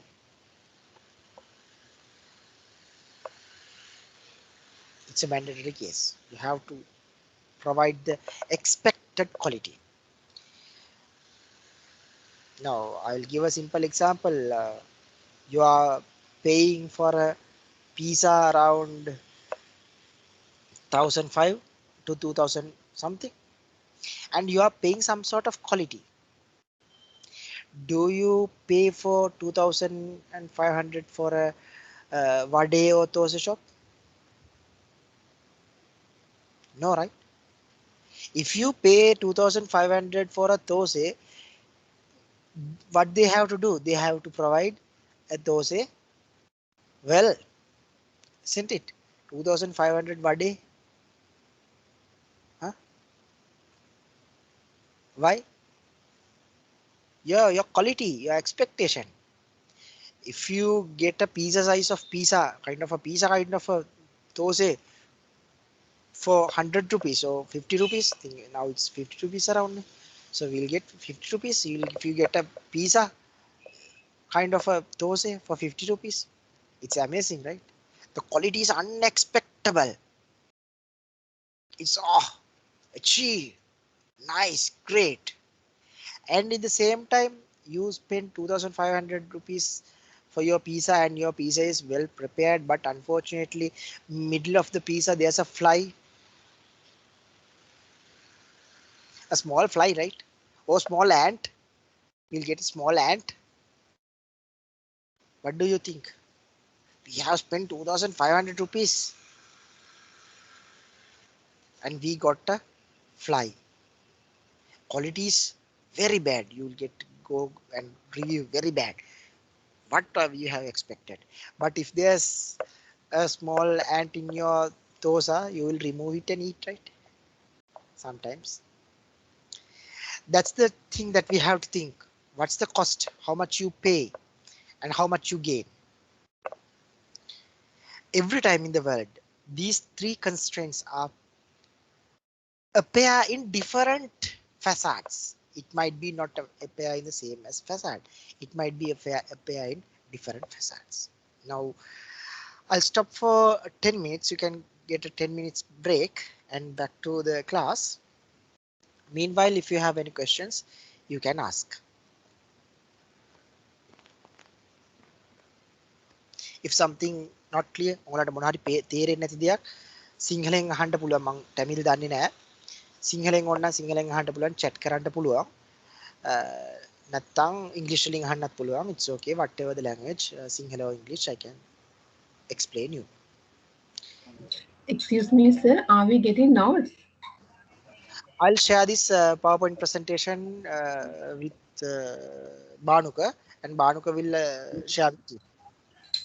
Okay, thank you, sir.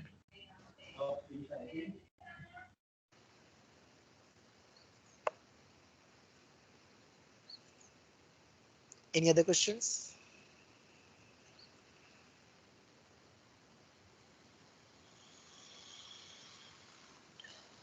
Okay, then we'll back in 10 minutes. Please come to the seat within 10 minutes. Okay, sir.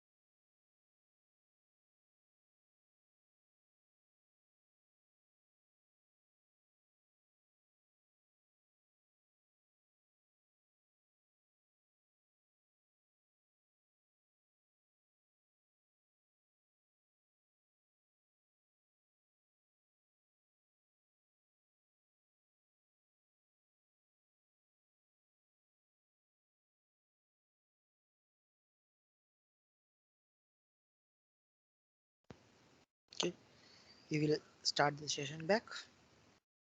I hope you are back. We have stopped with this iron triangle, and we have discussed about what's the project and the advantages of projects and scope, cost, time, and the risk. How to balance this risk. There's a risk always. And finally, we have discussed about the iron triangle. So now it's evolving and it's changing time to time.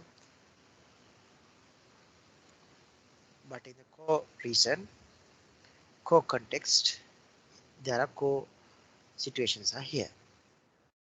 Now, again, we will discuss about the business objectives and these expectations. Now, if your business objectives is very low and your customer expectations are also low, then no worries, no need to think about that. You know, you have a problem, you just have to develop 100 lines of document for your entire project. So your university is asking about only 100, and they are really happy with that also. That your expectation, your customer is your lecturer, is okay with 100 lines, and you also want to be happy to do some crappy work and do small work and get marks. So both sides are okay. In the same way, if I map to the business, your business client is not required very high sophisticated application. You just want some sort of HTML web page with few buttons and few images. That's it. Your customer expectation is very low, and you also can do within that time period. So no worries. Both sides are happy. In the same time, your customer expectations are too high. I'm speaking about this. I'm speaking about this high, and business objectives also high. At that case also okay, because they're willing to pay. They are telling it's okay. How much the amount you want? No worries. I'll pay for that. In the same time, you have good technical people, you have good project managers, you have good software engineers, mm, fantastic quality people, nice business analysis. These people can gather the requirements within 5 minutes very clearly.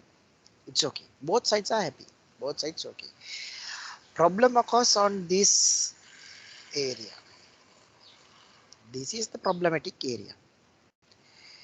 Now we will discuss about these two because we don't want to worry about these two corners. These two corners are okay. This corner also okay. This corner also okay. This is the problematic place. This is the problematic place. Right? We will discuss about these two little bit deeper. Now your customers' expectations. Your customers' expectations. Your customer expectations are high. Your customer is what more than the organizational intends to provide. Your company can develop a very small HTML website thing. You are familiar with only.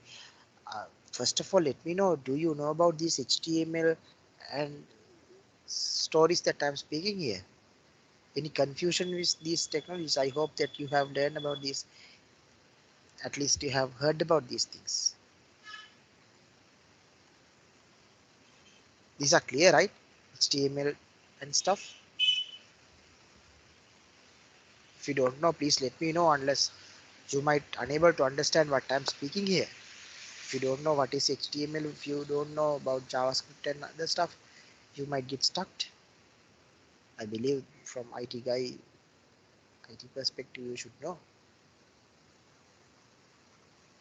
Any questions? No questions, right? Alright. I believe you can, right? If you don't know, let me know, please. then I can adjust with the example in general examples, but I'm speaking about technical examples because you are from technical background. Okay, now this high, your customer is asking for very high technical. Your customer is asking to host the application in Amazon Web Services or Google Cloud, including machine learning pipes, and it should be some sort of automated process pipelines to ship automatically. That kind of things are there, but unfortunately you can do only develop very low HTML static website to be hosted. Now it's a conflict. It's a conflict because you can't do, you don't have sufficient technical resources. At that case, the best possible is first one, your business objective can change. At that time, you can hire technical people. You can hire enough number of technical people and low to high, move the low to high. That is one solution. In the other solution, your customer, you can communicate to the customer, Mr. So and so, we are unable to make you happy. We don't want to explore, we don't have technical people, right? We don't want to explore our weaknesses. Instead of that, we can tell some another story, and kindly you may found another person or some another company. They would definitely find. They would definitely find another person, leave our company and find another person. Problem solved, right? Problem solved. These are the two epic solutions for this situation. What once it comes to this situation, business needs from the project than the customer.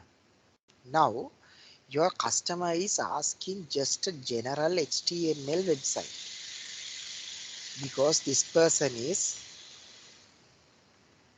just a general HTML website, because this company would be able to spend only 100,000 rupees, right? Only 100,000 rupees. But your company is CMMI level 5, highly technical, greatest company in the country. At that time, this business objective is high, so they would expect minimum. This is 100,000. They are asking about 500,000. 500,000. These people were not able to allocate that much of amount. This is confusion, or this might be a conflict among the customer and the business. To avoid this situation, one solution is business objectives can be changed to low. We can hire 2 interns and allocate this project. Problem solved, right? Problem solved. We can pay for the intern and we can allocate that person. At this time, business would not like to degrade their quality due to any reason.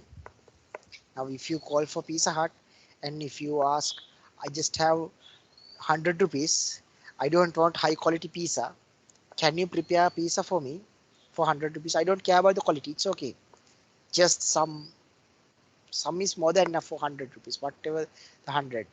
Do they provide a pizza for you? No, right? They don't provide for 100 rupees because they want to maintain their quality. They want to maintain their quality as it is. They don't want to downgrade their quality because of a customer. They want to keep their quality consistently. So my first solution would not best fit if these people are thinking about the quality. At that time, the customer would be able to move to a higher budget. Then problem solved. Then they will move to this place. No worries. High quality, high price. Or they want to go to down another company who can support for them. There are companies that are not CMME level 5 or not standard, just a startup companies or freelancers.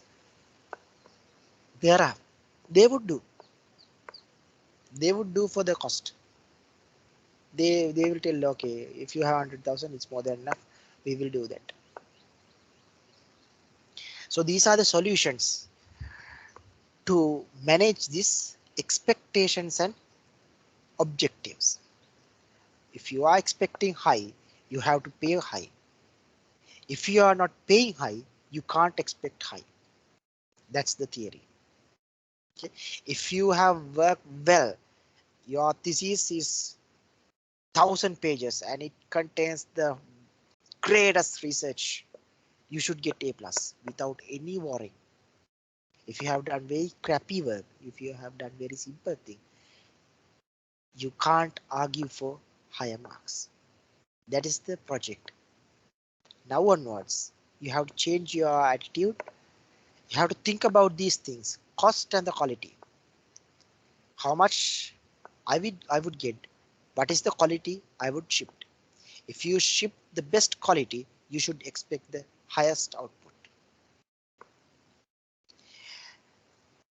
I believe now it's very clear for you whatever these situations and how to handle these situations. Now, what is project management? We have discussed about the whole story about these objectives, scopes, project management, everything. Now, what is project management? At the moment, now you are clear about, now you have some uh, gray understanding or some sort of blurred understanding what is project management. I haven't spoke what is project management up to now. I throw you some sort of bricks, some sort of stones around you, not to your head, to understand some sort of stories. Now your head is okay with to is to adhere what is project management.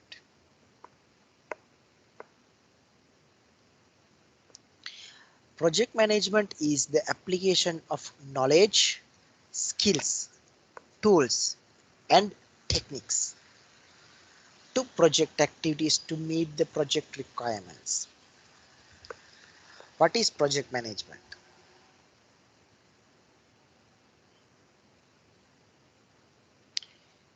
Project management is the application of knowledge. So your project manager should be a knowledgeable person, should have sufficient knowledge to do project management tasks. This person should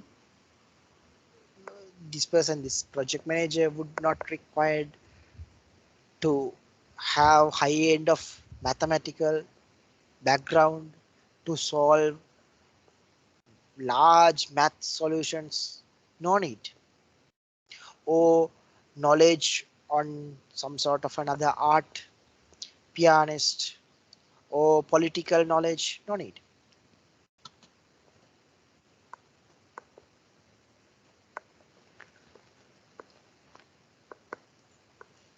Project manager is not required to have that knowledge.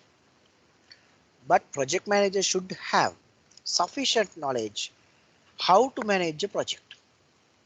What is a project? How to manage a project? What are the risks? How to mitigate the risks? How to negotiate? How to negotiate to your customers? How to negotiate with your team? These are the knowledge. You can learn, you can grab the knowledge. You can read books.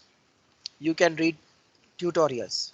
You can watch video tutorials, case studies.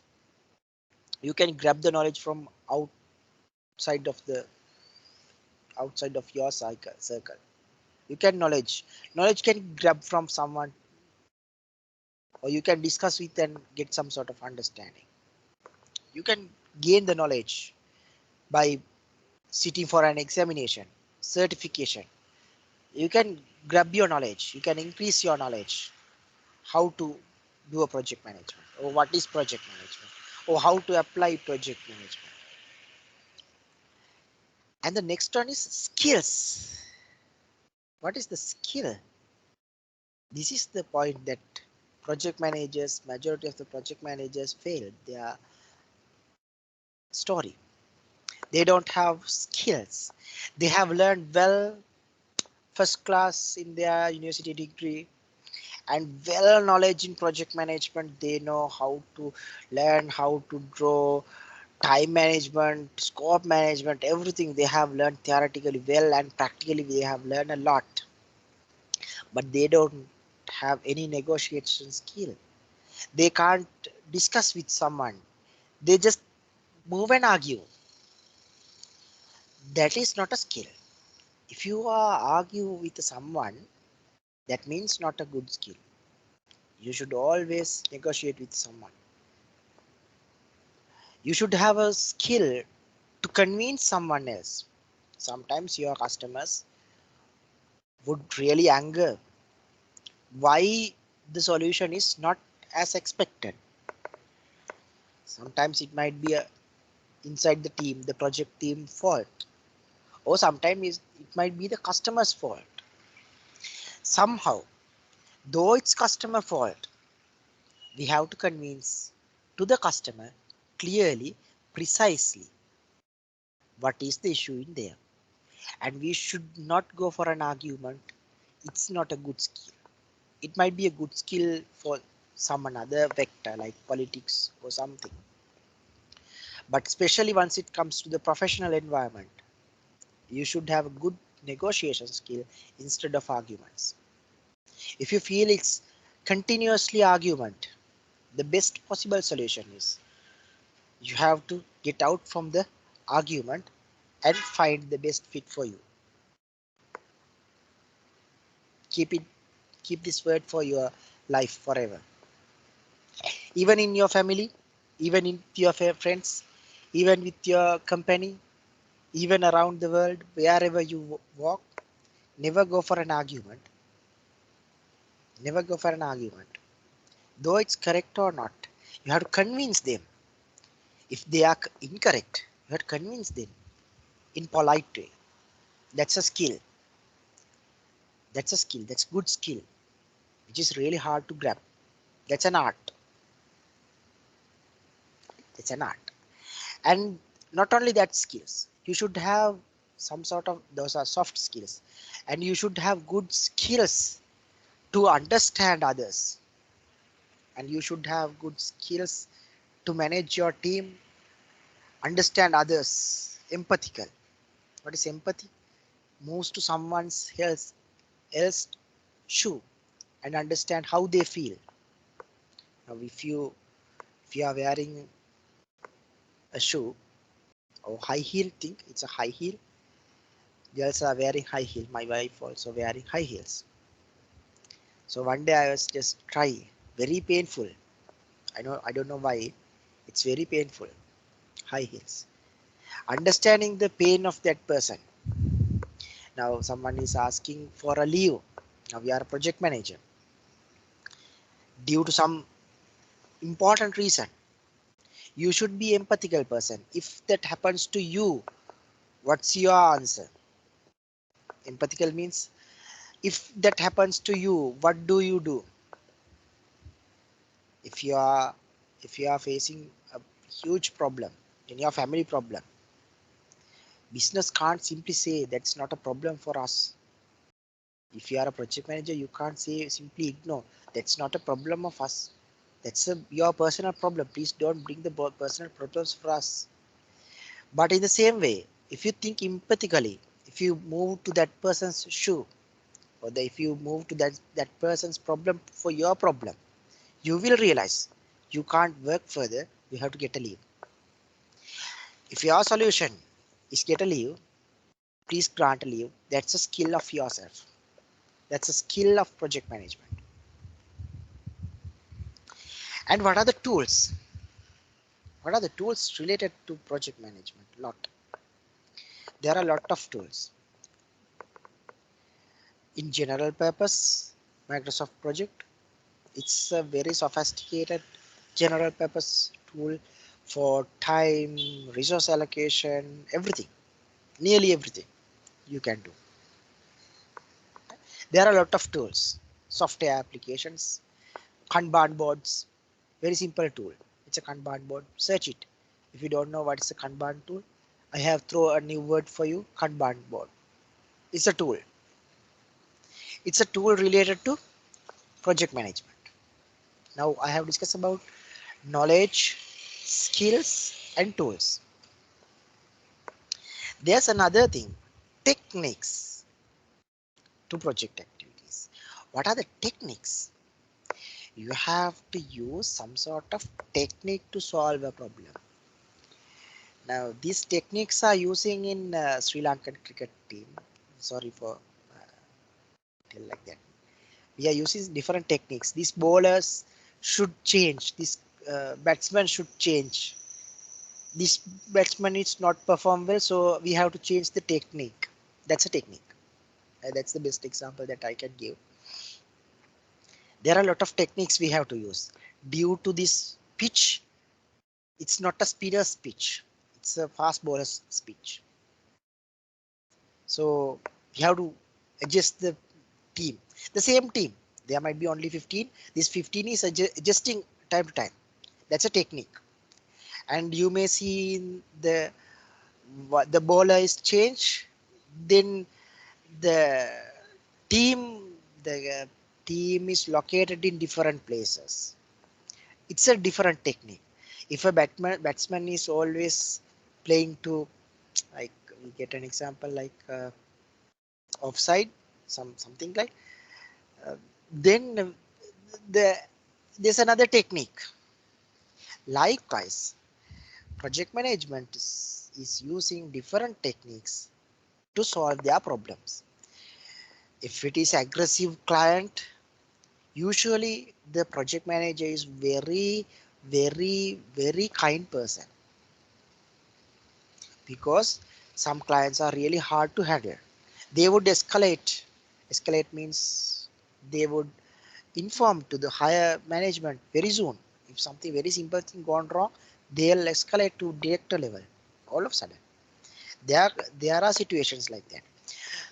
Now, for that kind of client, if you are the project manager, you should use a technique to find very kind business analysis, not an aggressive business client, not a business analysis. Business analysis is in our side. At that time, you have to find the best possible one, unless it might be a huge problem. At the end of the day, there might be arguments which ends the contract terminations. So you have to use your knowledge, skills, tools, and techniques accordingly, unless it might be a problem. Now it's very clear about project management, and sometimes you might think, is this hard this much of the project management? Right, yes, that's the true story. Now we will discuss about another point. Project management is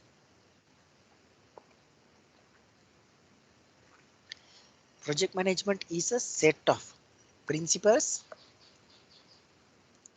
practices, and techniques applied to lead project teams and control project schedule, cost, and performance risk to result delighted customers.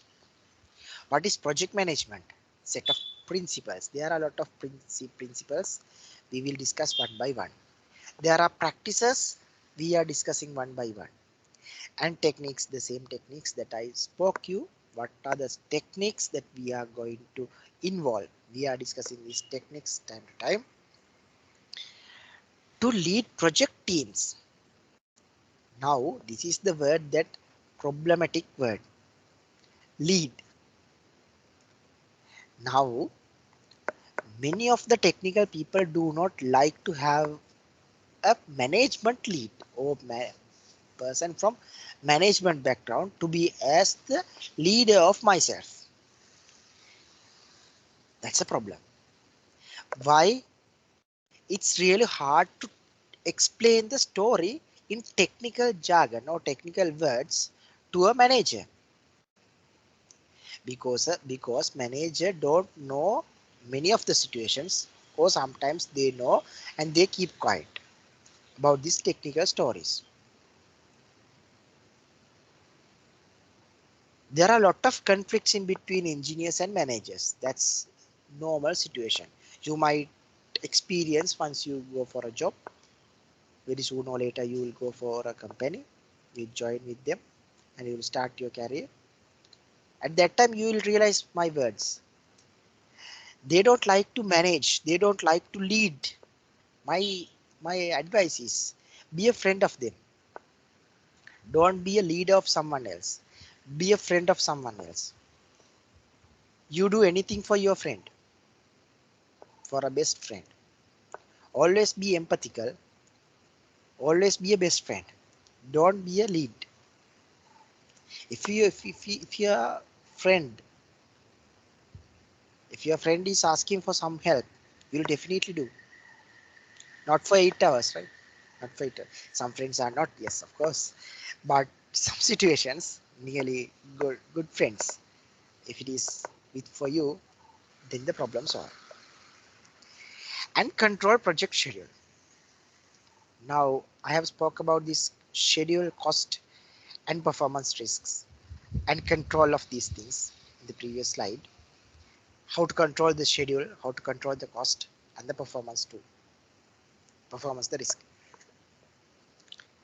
To delighted customers. Very hard. Very hard. Project management is involving with delighted customers. It's very hard. There are some people who never happy with anything. There is a problem for anywhere, anything. They find a problem. There are people, you might think these kind of person are types around you. Whatever you speak, whatever he or she get, he is not happy with that. There are people. So it's really hard to make the delighted customers. It's really hard to make the delighted customers. But if you have clearly defined your scope, if you have clearly defined your cost, if you have clearly defined your time, then at least your customer would delight. These constraints are achieved. Why I'm clearly speaking about this scope, you have clearly defined what kind of color, what kind of font type, what kind of font style, where should be its bold. Very simply, right? I'm not speaking about technical, highly technical. I'm speaking about very simple technical things. Where should be, you have highlight. You have, if you have clearly defined your scope, then cost and time you also managed well. At least your customer will delight some, up to some extent. There are another kind of people who delight very easily. What they expected, then they delight. I will get example. Some students who get 95 students, they don't delight. They got an A plus, but they are not delight because they want 100 out of 100. Even 99, they was really worried rather than sometimes a person who got simple pass for their subject. Sometimes some students really happy with their simple pass or credit because their expectation is that. And in the same time, you have to clearly define this stuff. That means cost, time, cost, and quality, everything. If you have clearly documented, and before starting the project, if we have clearly sign off these things, then at least you have a valid reason or valid statement. We have achieved these tasks to make your customer to be happy. I believe project management is very clear now. and you are clear it's not a easy task. It's a really hard task. But if you run very carefully, if you practice very carefully, you may achieve these goals very easily. Right. Before going to that, if you have any questions, I'll give 2 minutes for you. If you have any questions, you may ask. Any questions?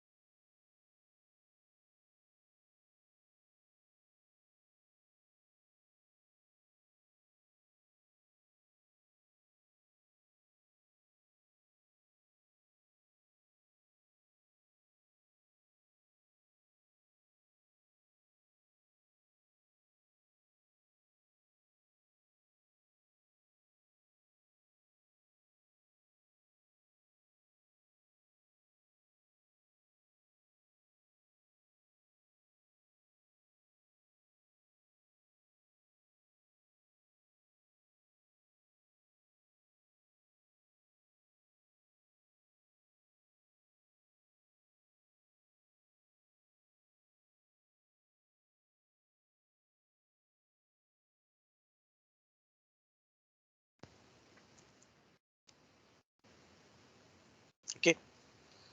Now we will go to the next point.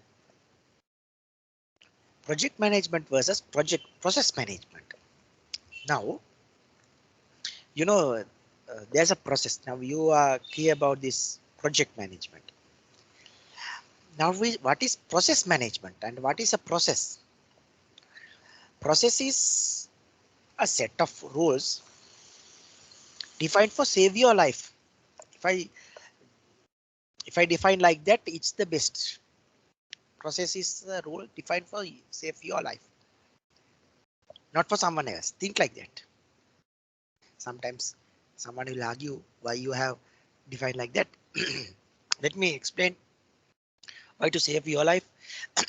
There's a process. I'll give a simple example. There's a process to walk in right hand side.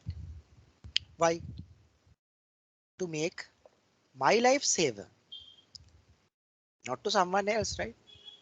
To make my life saver. If there's a traffic control or traffic light system, there are three colors: red, yellow, and green. If you are travel your traffic control system while it's blink in the red, that means it's a risk for you, isn't it? It's a risk for you. If your university is asking to submit an assignment on this topic, that is for you.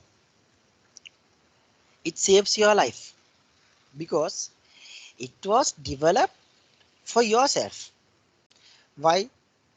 While once you join for your company, you might require to complete these kind of tasks. If you are not practiced, that means it's a problem for you. And there's a process or no before 31st of August. Why? You should practice for this process. Unless once you join for company, you are unable to deliver your project on time.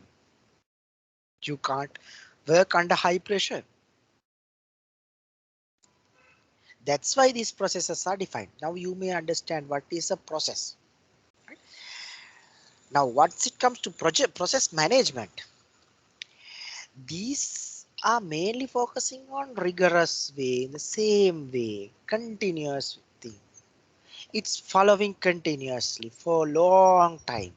It might not be specific for a single given project. Sometimes there might be processes for a given single project, but in the common case, it might be for all projects.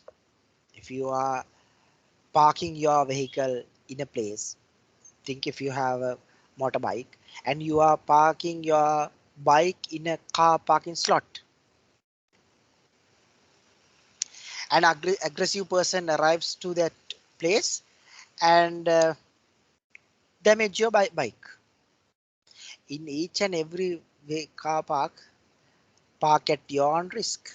Have you seen it? Parking at your own risk. Blames back to you. Why? Why you have parked this bike in here? There's a separate place, isn't it? Right. That's a process. That's a process, and how to manage a process. What is the process? Now, it's not a project. It's not a project. Project management is about bending your company resources around a problem. Now, what they want to do? They want to make a cluster or bend your team, arrange a team. You want to arrange a team or arrange the company resources to make your project success. What I spoke is project is that temporary endeavor thing with the scope and time, right? That one. This project manager or project management is focusing on their success for given project. But once it comes to process management, it's about aligning company resources with a common problem. What are the common problems in company? Someone is who accessing to your company unauthorized way. Think your best friend. He's a good person. He's the best person. You know that person from grade 1 onwards. He's the best person. And you want to get this fellow to inside your company. Now, for your perspective, you might think why this company is not allow me to this person to go inside. For your single perspective, it's correct, right? You know this person, he is a good person, calm and quiet, good person. Due to this urgency, I'm getting this person inside. Now, company in your company, there are 1,000 people are working. Each one is carrying a person who is the best friend. Now, what would be happen? 2,000 people in your company. Half of the people are unauthorized people. Now it's a problem, right? It's a common problem for the company. It's not a problem for your project. You have borrow this person to complete your project successful. It might be your best friend who is having good database experience. Now your company is lacking lot of problem. Clients are scolding, lot of it's firing everywhere. Due to this urgency, you borrow this person. It might be, but it's a process breach. There is a process. If a person who is allocated for the company, this person, only these people would be able to access the company. If not, it's a process breach. If you follow processes properly, that means it secure yourself. If everyone secure yourself accordingly, then no problem for the project at all.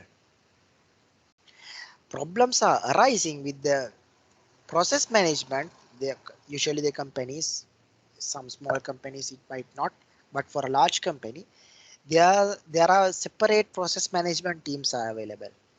These people define set of rules. If you are accessing to the company, you should swipe your ID card or you have to keep your fingerprint. It's a company process. You may do not smoke around here and there. You have to smoke in a specific place. There's a smoking area. You have to park your vehicle according to these set of rules. You have to pay this much of amount for this time, much of time period. Or if it is free, if you are in this level, director board, whatever. These are the process. Some people would argue with these processes to make the project success. But the reality, if you breach any process, that means you are breaching your project too.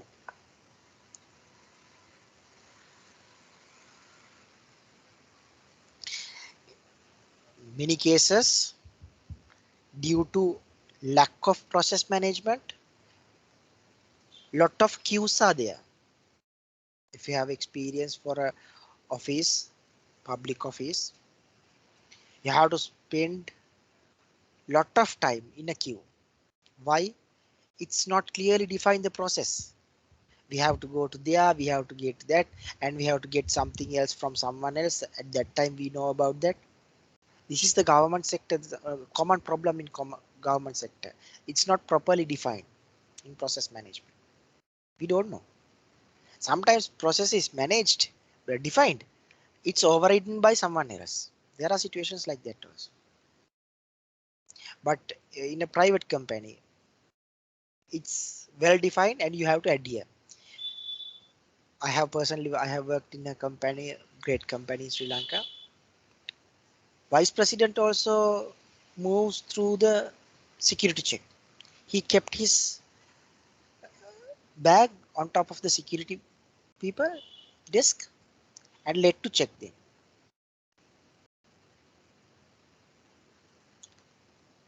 Now, Vice President is a well authorized person. He has good power, right? Internally. But he is adhere the processes. At that time, company would definitely success. If the process management is success, definitely the projects can be success in the same way. Because it's if the common problems are solved, everyone in Sri Lanka is walking in right hand side. It's very hard to have an accident in the roadside. If everyone is cross the road in the proper places, very rare. But the situation is no process management happen in common situations. Now you are clear about project management and process management. Let me discuss a little bit further about this point because this is one of very important point. Process and project management. Now this is a comparison on this thing. It's not actually it's not a fully comparison, but it provides some sort of attributes in process management and project management. Under the process, it's repeated all the time and several objectives are there and it's ongoing all the time. Whenever you were born, it might be 2000s, not sure. I think it's 90s, whenever. You have seen from very old, all the vehicles are traveling in left hand side. Today also you might see the same thing, right? It's not changed. It's ongoing process. People are homogeneous and systems in place. Performance, cost and time is known. It's well known. Part of line organization support established practice. So these are process things. But once it comes to project, it's always, this is repeat process. It's a new process. It's a unique. I spoke it a little bit earlier. It's a unique. There are several objectives might be here. This is usually a unique one objective. We have to deliver on this time period, this application. We have to deliver within next month an e-commerce application. That's it. One short limited life. There's a specific starting and end date, and it's a very short one. But in this case, it's ongoing. It won't stop. It's continuously following the things, and more heterogeneous. And system might be created. Systems might be created because it's a unique thing. We have to create new things, and performance, cost, and time unknown. We don't know about the cost. We don't know about the time. We don't know about the performance. Some situations we have to provide the estimations, but it's unknown. We are performing some sort of assumptions, and on top of that assumptions we develop the project plan. Outside line of the organization go against the established practice, so that's the problem.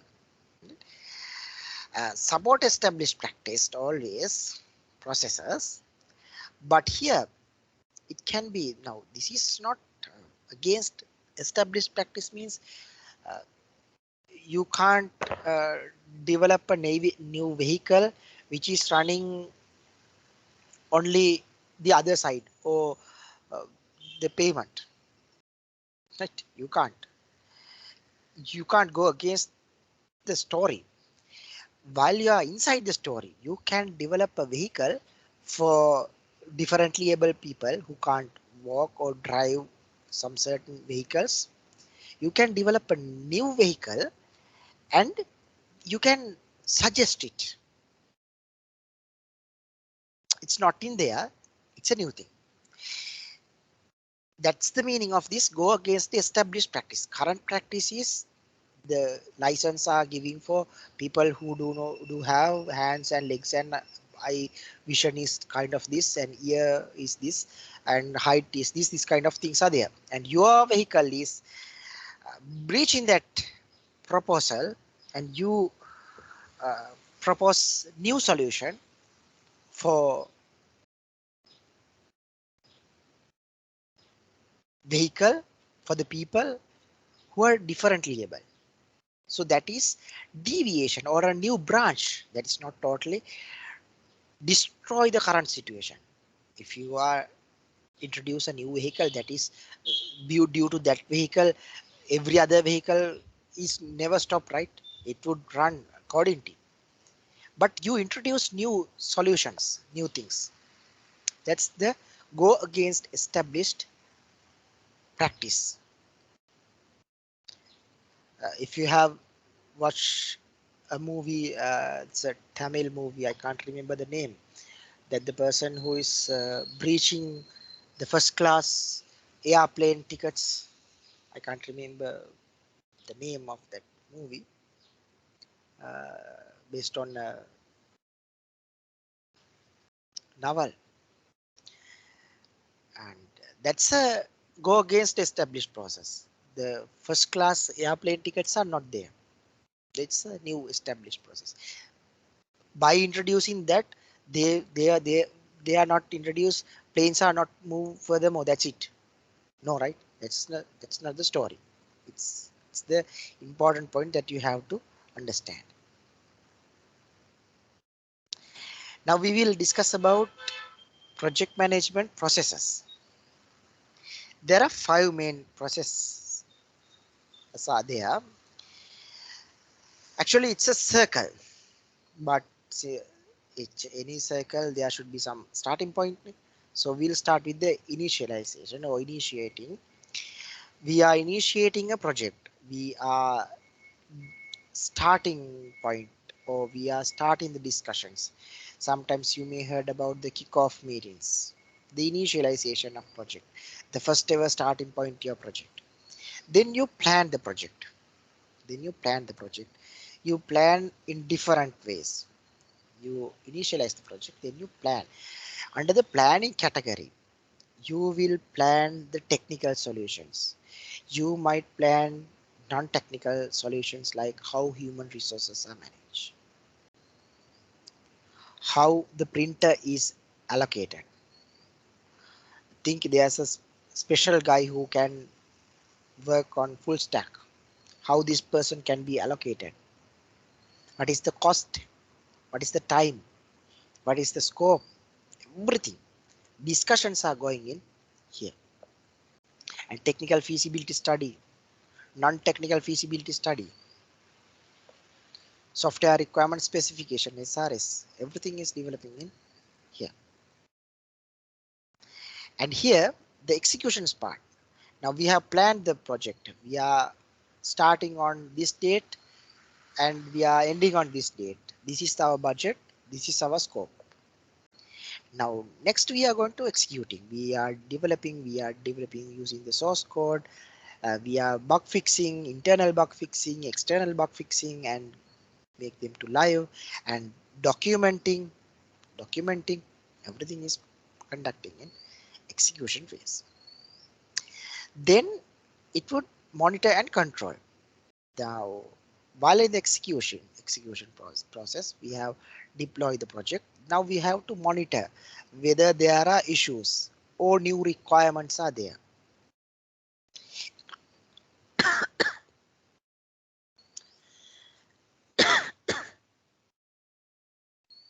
If there are new requirements, it might open for a new branch and another cycle will run as starting from the initialization.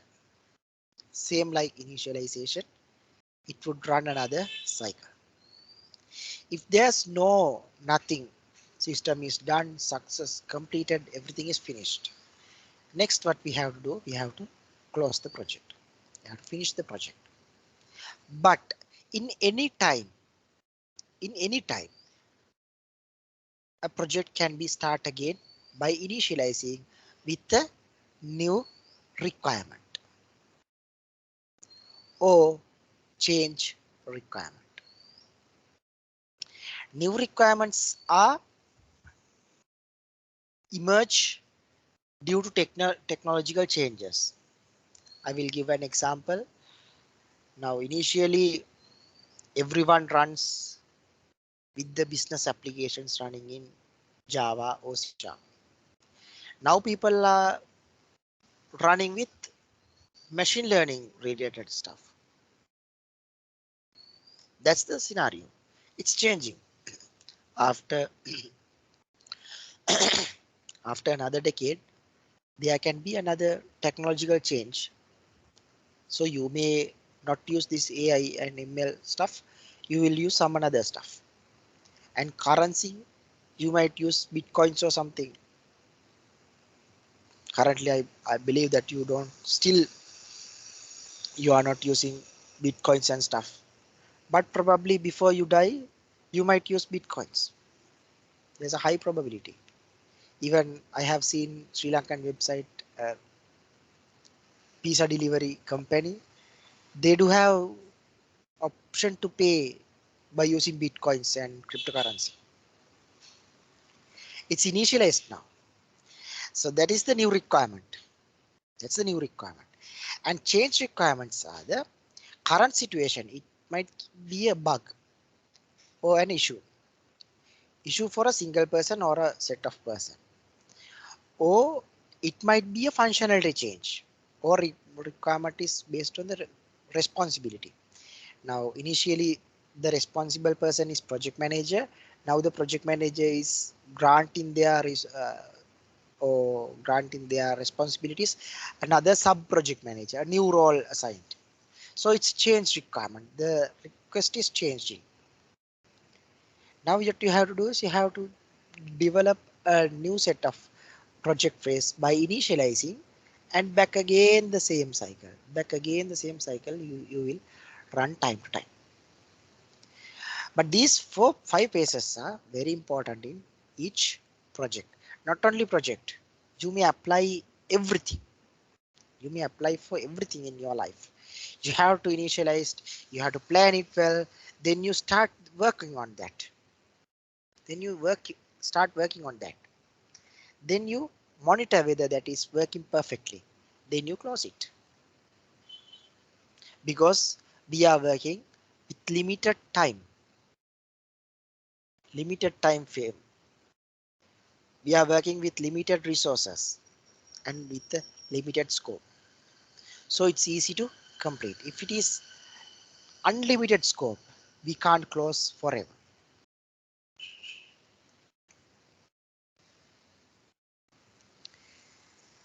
Let's map the effort and the resources for the project. Now, this is the initialization part. You have to define the project goal. You have to define the project goal accordingly. And it requires some sort of effort, resources to define your project goal. At this case, in the common situation, usually the hierarchy hire people. The hierarchy hire people means top management, software architects, senior architects, not the software engineers, right? I think that you know about this hierarchy: software engineers, senior software engineers, consultant, senior consultant, lead consultant, then associate architect, architects, senior architect, lead architect, principal architect. Likewise, it's a huge line in technical. Now, in this case, usually the higher people, the account managers, senior managers, directors, these are the people who involved with this, define the project goal. And next start the plan the project. Now, initially the define the project. Now, company, think ABC company is want to develop a software from XYZ company. So what they want to do is the leaders of both companies have a brainstorm session. We'll discuss what is a brainstorm session later on. A discussion, think it's a general discussion, and come up with an idea. Okay, we will develop this project. So I said tell, okay, we will develop this project, and ABC company is really happy because of these companies working well and they have understood our requirement. Now next is project planning. This requires effort and resources more than the initial statement. It requires some sort of higher effort. Now this is the phase, this component, this increment is there. Okay, because we want to clearly define the scope, we want to clearly define the cost, we want to clearly define the effort, we want to clearly define who will be develop this component and who is the database engineer, who would be the user interface engineer, who would be the support engineer.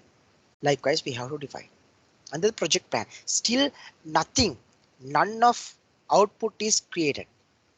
None of tangible or intangible asset is not an output. Now the next phase, under the execution, it requires the highest effort. It requires the highest effort. It requires the highest effort because it starts the program coding, testing, maintenance, and everything. It's finding what are the bugs, issues, internal testing. Uh, sometimes it might be discussions with senior people, technical problems. Everything is occur in this space because this is the actual pace. This is the actual pace. Some sort of asserted outcome. At this case, it would be some sort of something is out. Some element is out. Under this case, once it execution is started and it's clearly executed and it's hosted, now ready to close the project. To close the project, actually, more less than this, more or less, you may get small number of resources and effort, to close a project because we just want to find what are the learned lessons, what we have learned from this lesson, what are the issues we faced, and especially we want to find the contributions, technical contributions, non-technical contributions, what are the problems we faced, that kind of things are discussing in here. Then evaluate the project. Finally, the evaluation. Sometimes this evaluation project is conducting by a third party It's conducted by a third party to check whether this is a solid project or there's no security breaches are there, or this is compatible this with this certificate. You know, there are ISO and certificates are there, same level, same way. There are companies would having some sort of certifications. This is matches this certificate. They evaluate this. They'll tell this would not having any sort of security vulnerabilities. There's no any issues in there. In security issues, there's no security issues. It would not harm to any animal or human. It's an evaluation of the project. In the same way, the evaluation can be conducted for future work also, because this can be find another issue which is define a new goal back again. This is the maintaining and control, and this is the closing phase. And it might be a ZR or NR new requirement, whatever. It back again to the clause and it back again to the initialization.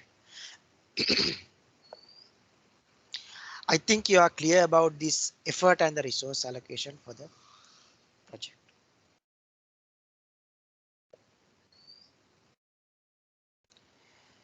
Now, there are some sort of management knowledge areas. These are defined in the PMI, Project Management Institute. Yeah, in there's a book called PM Box. So under there, you may find these knowledge areas more deeply. But I would like to skim about these things. Integration, scope, cost, quality, procurement, human resource, communication, risk management, stakeholder management. I believe everything is at least one or twice you have heard about these things, these words. At least.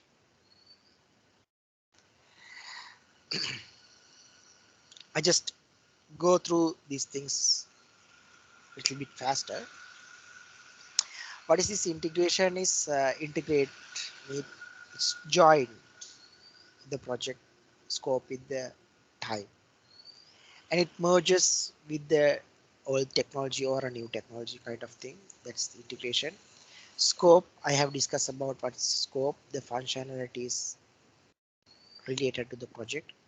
And time, I have discussed about the starting time, ending time. That is not only the time case, there are time calculations, happy path and the normal path, and different ways how to achieve the goal. Cost, we have discussed about the cost, how much cost will be the project. Quality, what is the quality, how to manage this quality according to the time, scope and the cost. Then procurement, what are the procurement processes we have to follow, what are the things that we want. Human resources, who are the human resources for a project? If you think only software engineers, it's not the problem. Software engineers are only one set of human resources. There should be quality assurance, there should be a business analysis, there should be a project manager, there should be a travel person, there should be an administrative person. All of these are human resources. And I have discussed about the communications. Different communication channels are there because the merging technology allowed to have virtual working environment, virtual learning environment. So the communication platforms are not very simple, it's very complex. Real-time communication is there. Likewise, you know, there are a lot of communication mediums are there, group chats, company chats, internal company, social media networks are there. Social media is allowed, that social media is allowed only for the company resources. Do you know about Yammer? If you have about Yammer, search it. If you don't know, it's a it's a nice solution, Yammer. It's for the internal company. I'm not promoting any product, but just an example, right? And risk management. How do the risk management? This is one of very large component. This is really hard and required art and science both. Well, stakeholder management again. How to manage the stakeholders? Stakeholders means everyone who is involving with the software. Even a developer, it's a stakeholder. Even a customer, it's a stakeholder. Anyone who is involved, anyone who gets some work or involved with the software product, that means it's a stakeholder. He or she is a stakeholder. So if you are a stakeholder of Gmail, you are a stakeholder of Facebook, you are a stakeholder of WhatsApp. I don't know what are the things. You are a stakeholder of MS Teams, definitely, right? These things are there.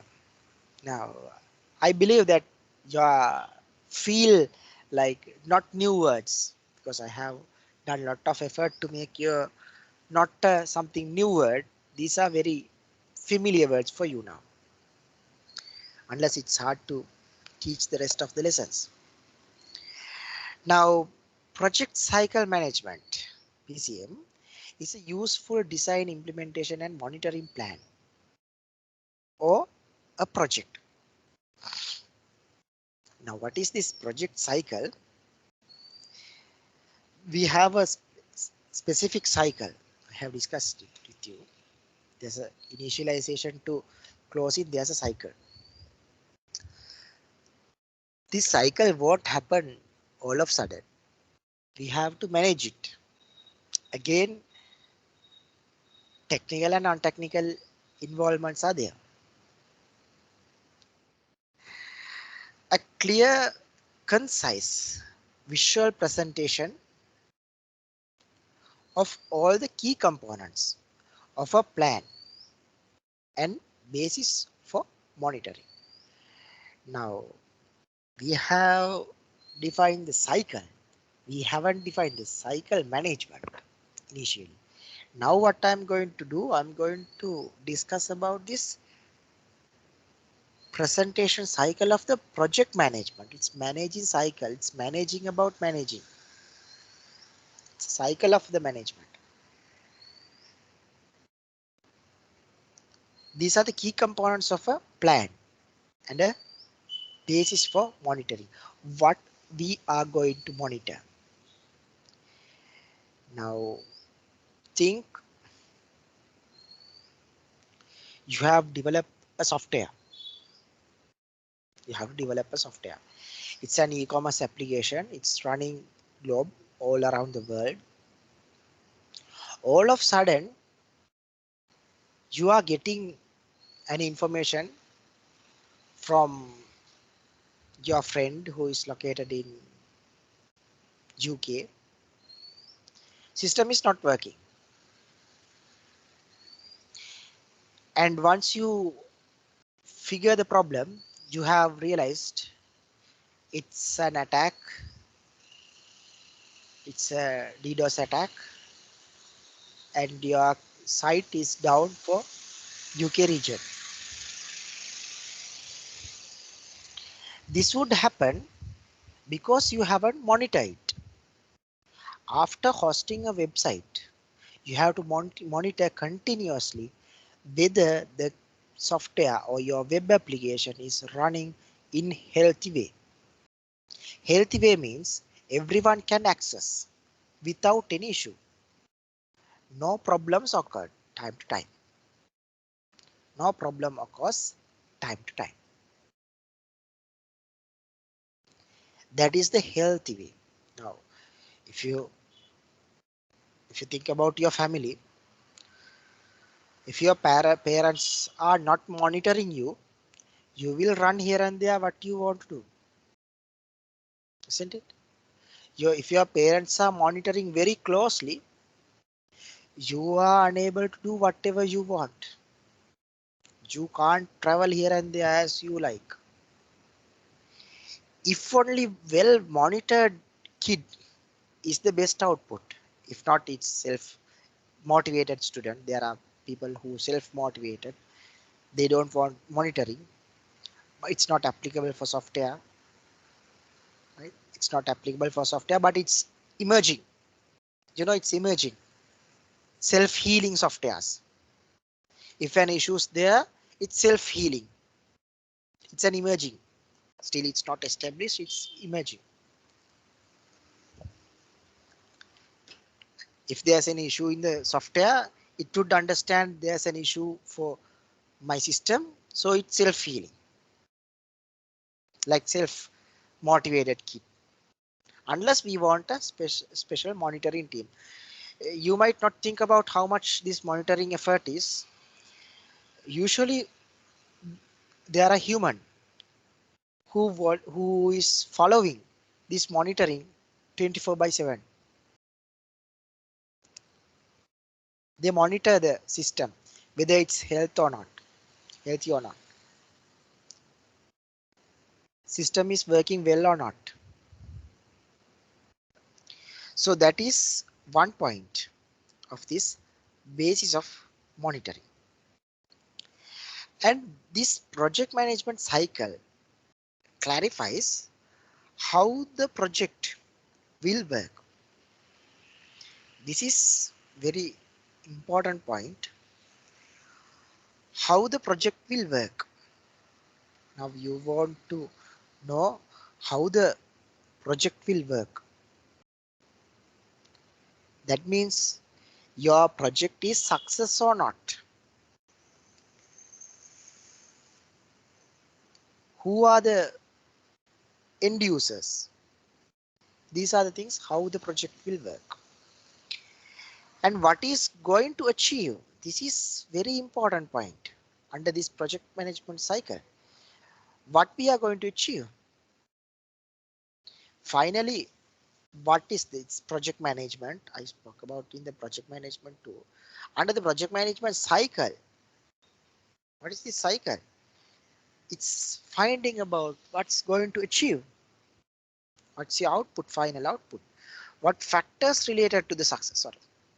What factors related to the success? What are the factors because of, sorry, because of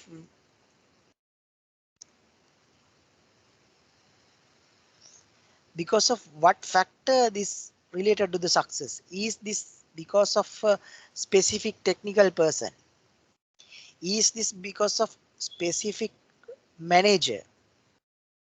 These kinds of things are discussing in here. What are the factors related to the success? And how progress will measure. Now, if you do not measure anything, you would not find that is progressed or not. I will give a very simple example for you.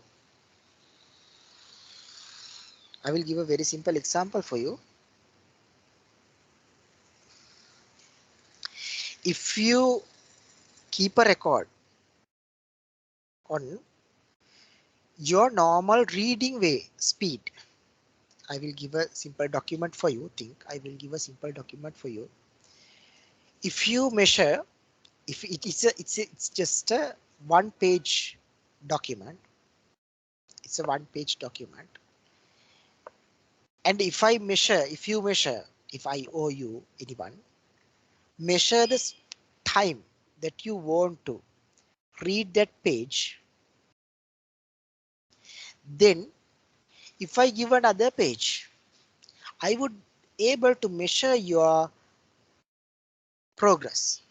I would find your progress is improved.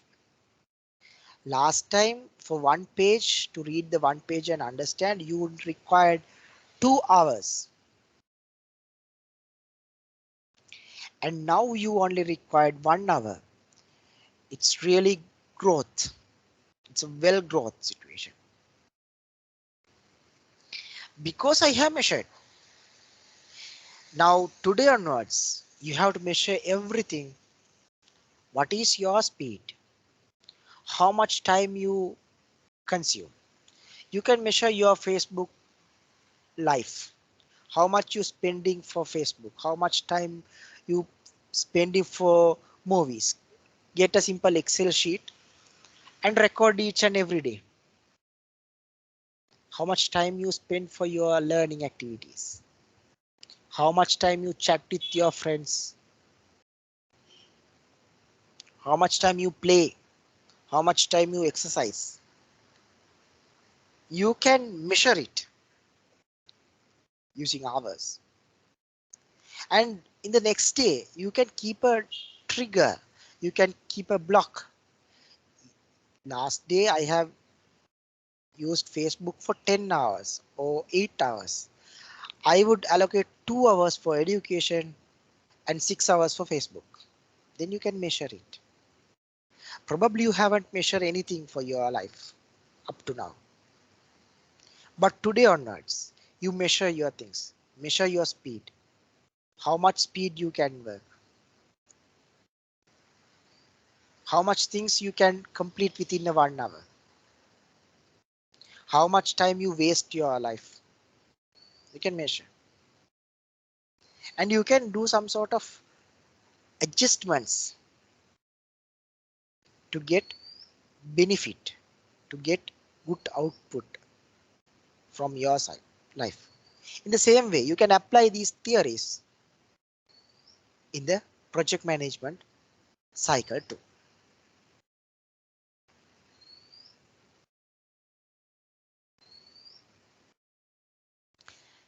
Right. Now again that cycle, I just want to go through a little bit faster for this. This is very simple thing now. Now what is this cycle? Its cycle is starts by identification. If it is a new project, starts from here, then identify, then formulating, then implementing, then evaluating, then programming. What you have done up to today is your lecturer asked for a project.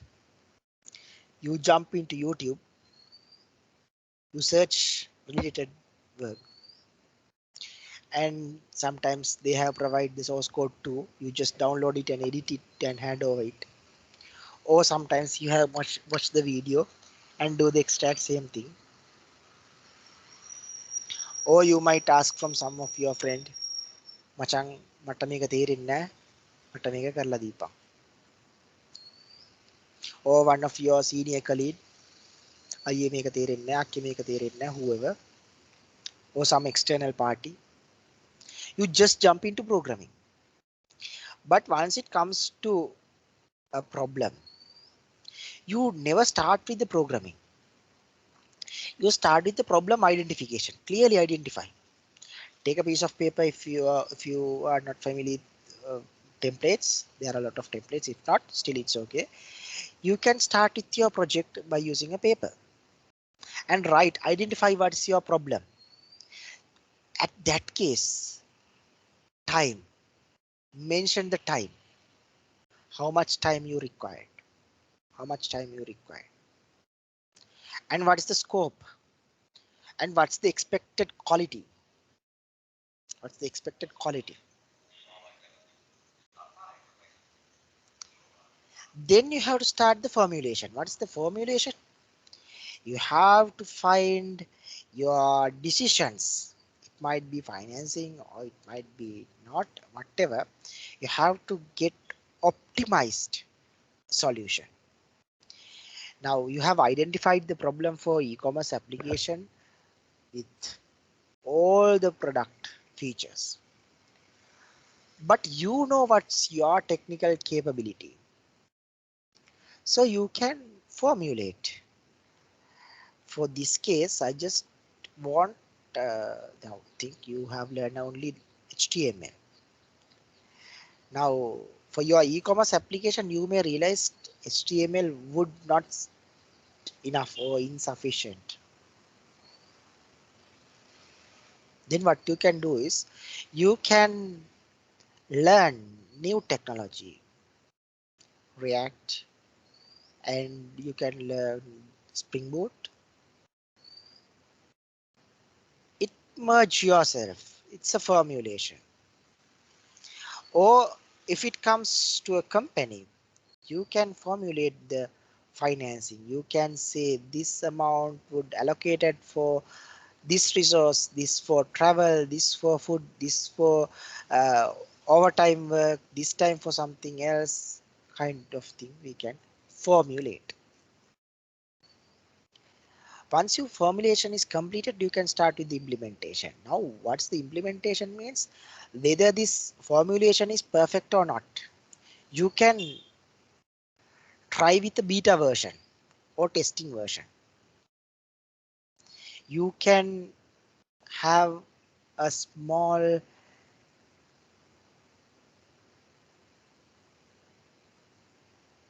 sample project. You may have a prototype to output. Then it's not the solution, it's not the project output, but it implements your solution. Then you can demonstrate to your client.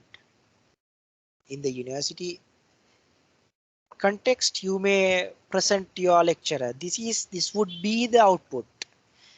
It's not working, it's not properly coded well, it's just a small work. It might be some sort of paperwork, it might be okay.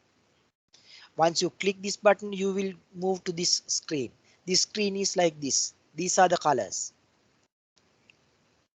That's the implementation. At the implementation level, you can get clear evaluation. This evaluation, you can get the feedback from your colleagues or peers. That's the first thing. What you do, if there's a system you have developed, you just show your friends. Please check my system. කොහොමද මේක හොඳද? Like as you asking. Evaluate. And you will present to your immediate seniors. If it is the university level, you might get feedback from your lecturer. If you are working in a company, you might get comment from your internal managers, or it might be the external company, another client who is involved with the team. After this module evaluation, then only you have to start with the programming. Now what you have faced up to today is you just jump to the project based on some sort of assumptions, and you solve the problem and you demonstrate. After 3 months, your lecturer is unhappy because of due to these reasons. If you follow this process at this point, I will use if you follow this process and you have implement not the solution but the prototype of the system, you will get a feedback. Then you implement back again, then you will back again to the implement evolution. Now your lecturer is happy at the end of the 3 months.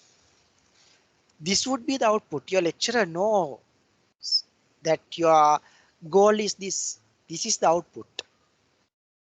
Then you start the programming. Then you won't get any problem. Especially once it comes to the programming cases. Never try to solve the problem at once. Always get the feedback immediately. Small new function, get the feedback. That's the best solution.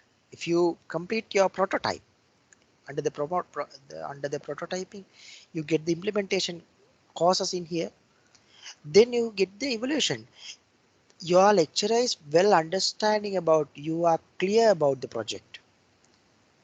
In your company, your client is well clear about what you are going to do, and client realize the output of the project after 3 months. He would live after 3 months. He would live in future. That's the importance of this project cycle. If you haven't followed this cycle up to today, please follow. Then you will get a good feedback, definitely, because it's clearly defined the scope, it clearly defines the output. But at university level, I would can understand sometimes you have to learn and implement. At that case, you don't know how to start. You jumped into a lake, you don't know the depth. That kind of situations are there. Agreed. At that case, it's really hard to provide proper solution before you are going. But by creating this implementation phase or the prototype, you just use a paper and pen, more than enough. If you don't know the technology, no worries. You can develop that definitely using a paper and pen, and you can demonstrate to your lecturer, this is my output. Then lecturer would give the feedback for you. Nevertheless, how much deep the technical jargon or the technical concept, no worries for you. You have an idea and you know what should you search. If you haven't done up to now, please start today or not. You will definitely change your life. This is kind of an eye opener for the new students, and especially project cycle for small scale project cycles.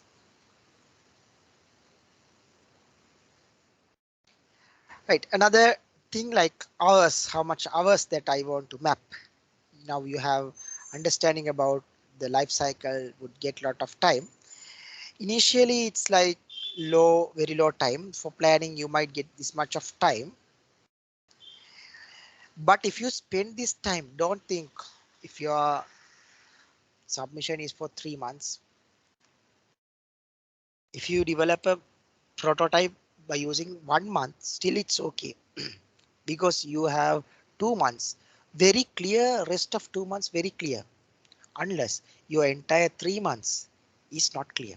In the same way, in your project, your company, if you don't know what's the output, you will develop something which is not related to the output required by the client.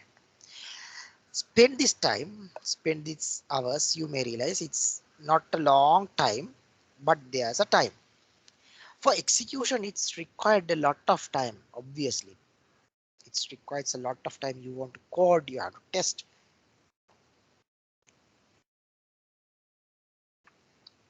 Finally, you may terminate it properly.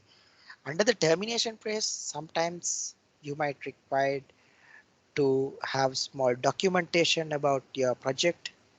Sometimes it might be learning activities or what you have learned lessons under the termination phase. So don't jump to this portion all of a sudden. Right? Don't jump to this portion all of a sudden. The usual scenario is every students try to execute all of a sudden without planning and conceptualization. These components are missing by yourself. That's the issue. But if you start from here, it required around some time. It might be 1 month, but it's not a loss. For first month, you have just some sort of piece of paper. That's it. But it's very clear paper and you have a specific goal.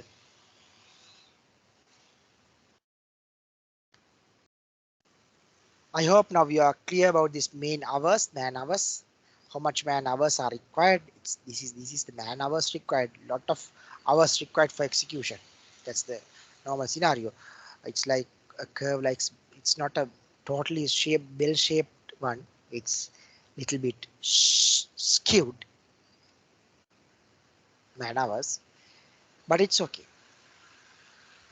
What you have to learn from this graph is for execution, it requires a lot of time, and conceptualization and planning requires low amount of time than execution.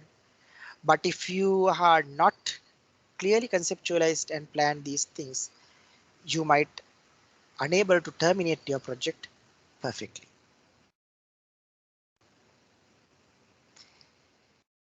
Okay, there's another story that I want to share before completing today's session. Now, these are the curves of different aspects. The client interest. Now, initially, your client is having conceptualization part. He has very high interest because he want to develop the project. He wants to develop the project.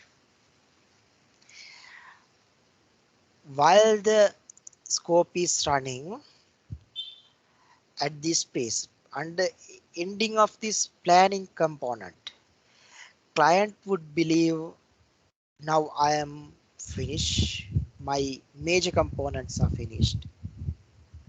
Actually, that's happening also. We don't want to discuss with clients time to time. Each and every time we don't want to give calls and get the information because we have clearly defined. Then under the execution plan, in the like one third, more than one third moves, again the interest will increase because it's external testing or user testing becomes, and under the termination part, it's highly interested whether this project is success or not. That's the curve of client. If your client interest is here, you don't start the project because he would terminate your project soon. It should highly motivate your customer to complete your project.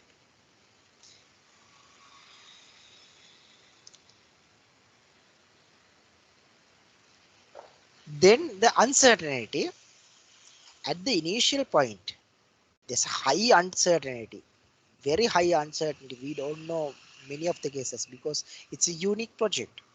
It's a unique thing. Time being, the uncertainty will reduce. At this point, we have clear understanding. What are the technologies that we are using? What are the database technologies that we are using? What are the browsers that we are going to test? What are the devices? What are the operating systems? Everything is clearly defined. Then uncertainty will reduce with the cycle.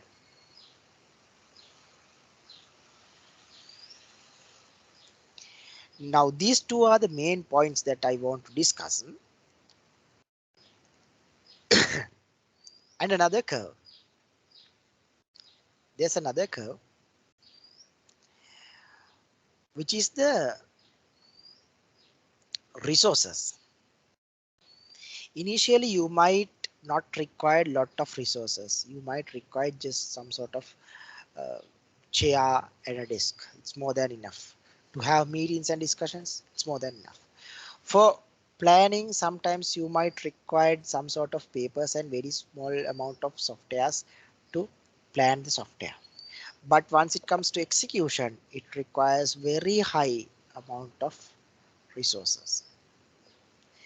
Then again, it backs to the lower stage. The resources would get out. This is the story of the resources. If you required high resource conceptual starting point, that means a huge cost for your project because resources are attached to the cost.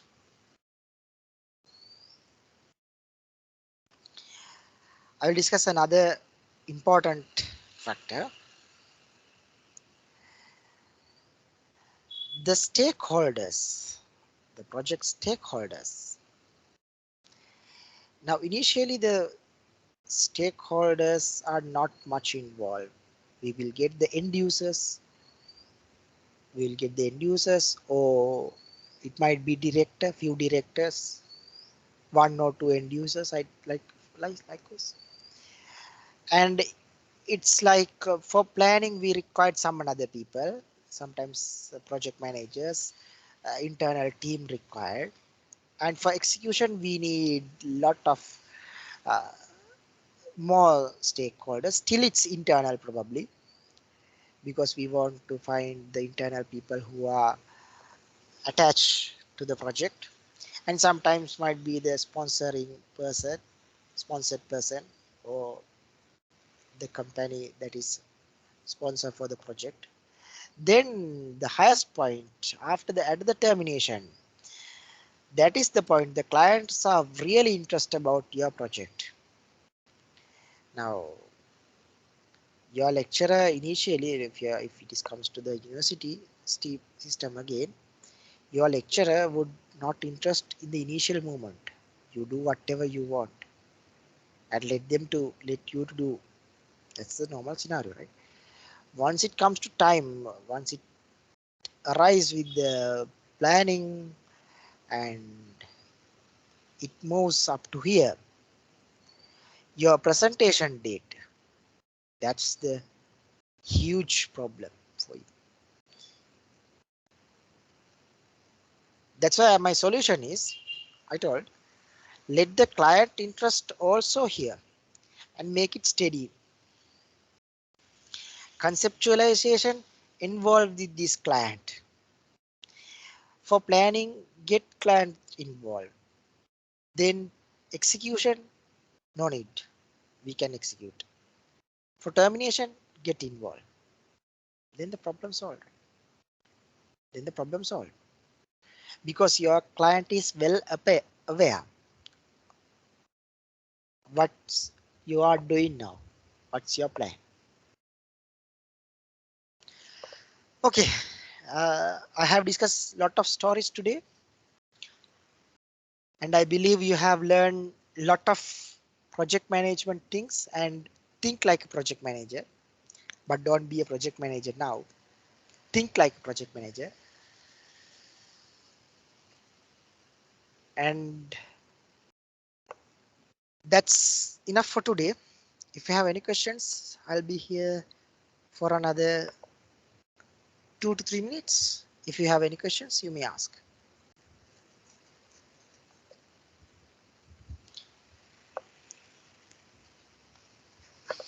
සිංහලෙන් ප්‍රශ්න ඇහුවොත් කමක් නැහැ. ටැමිල් දන්නේ නැහැ. ටැමිල් කට්ටියට ඉංග්‍රීසි වලින් තමයි අහන්න එන්නේ. ටැමිල් කට්ටියත් සිංහලෙන් කතා කළාට කමක් නැහැ. මට සිංහලෙන් කතා කරන්න පුළුවන්. ඉංග්‍රීසි වලින් අහන්න ගැටලුවක් නැහැ. chat කරන්න පුළුවන් අහන්න කැමති නැත්තම්.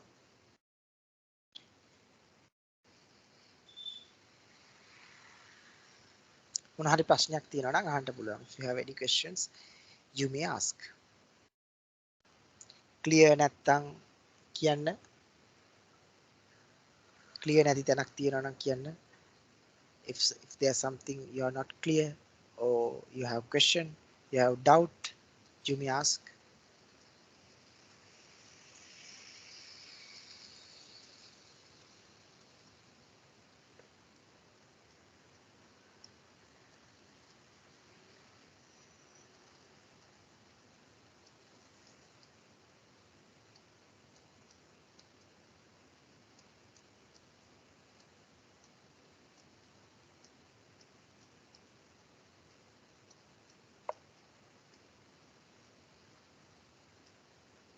උගලන්ට තේරුණාද පන්තියේ කරපු දේවල් නැත්තම් තේරුම් නැති තැනක් තියනවද මොනවා හරි?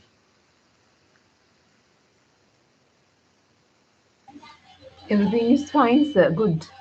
Good, thank you. Okay, then no questions for today. So any questions?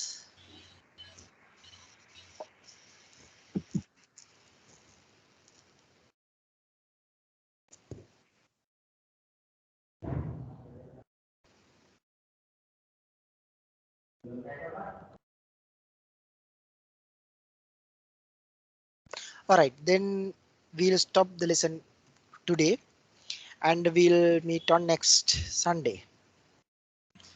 Okay, thank you, sir. Okay, Thanks, sir. thank you, welcome.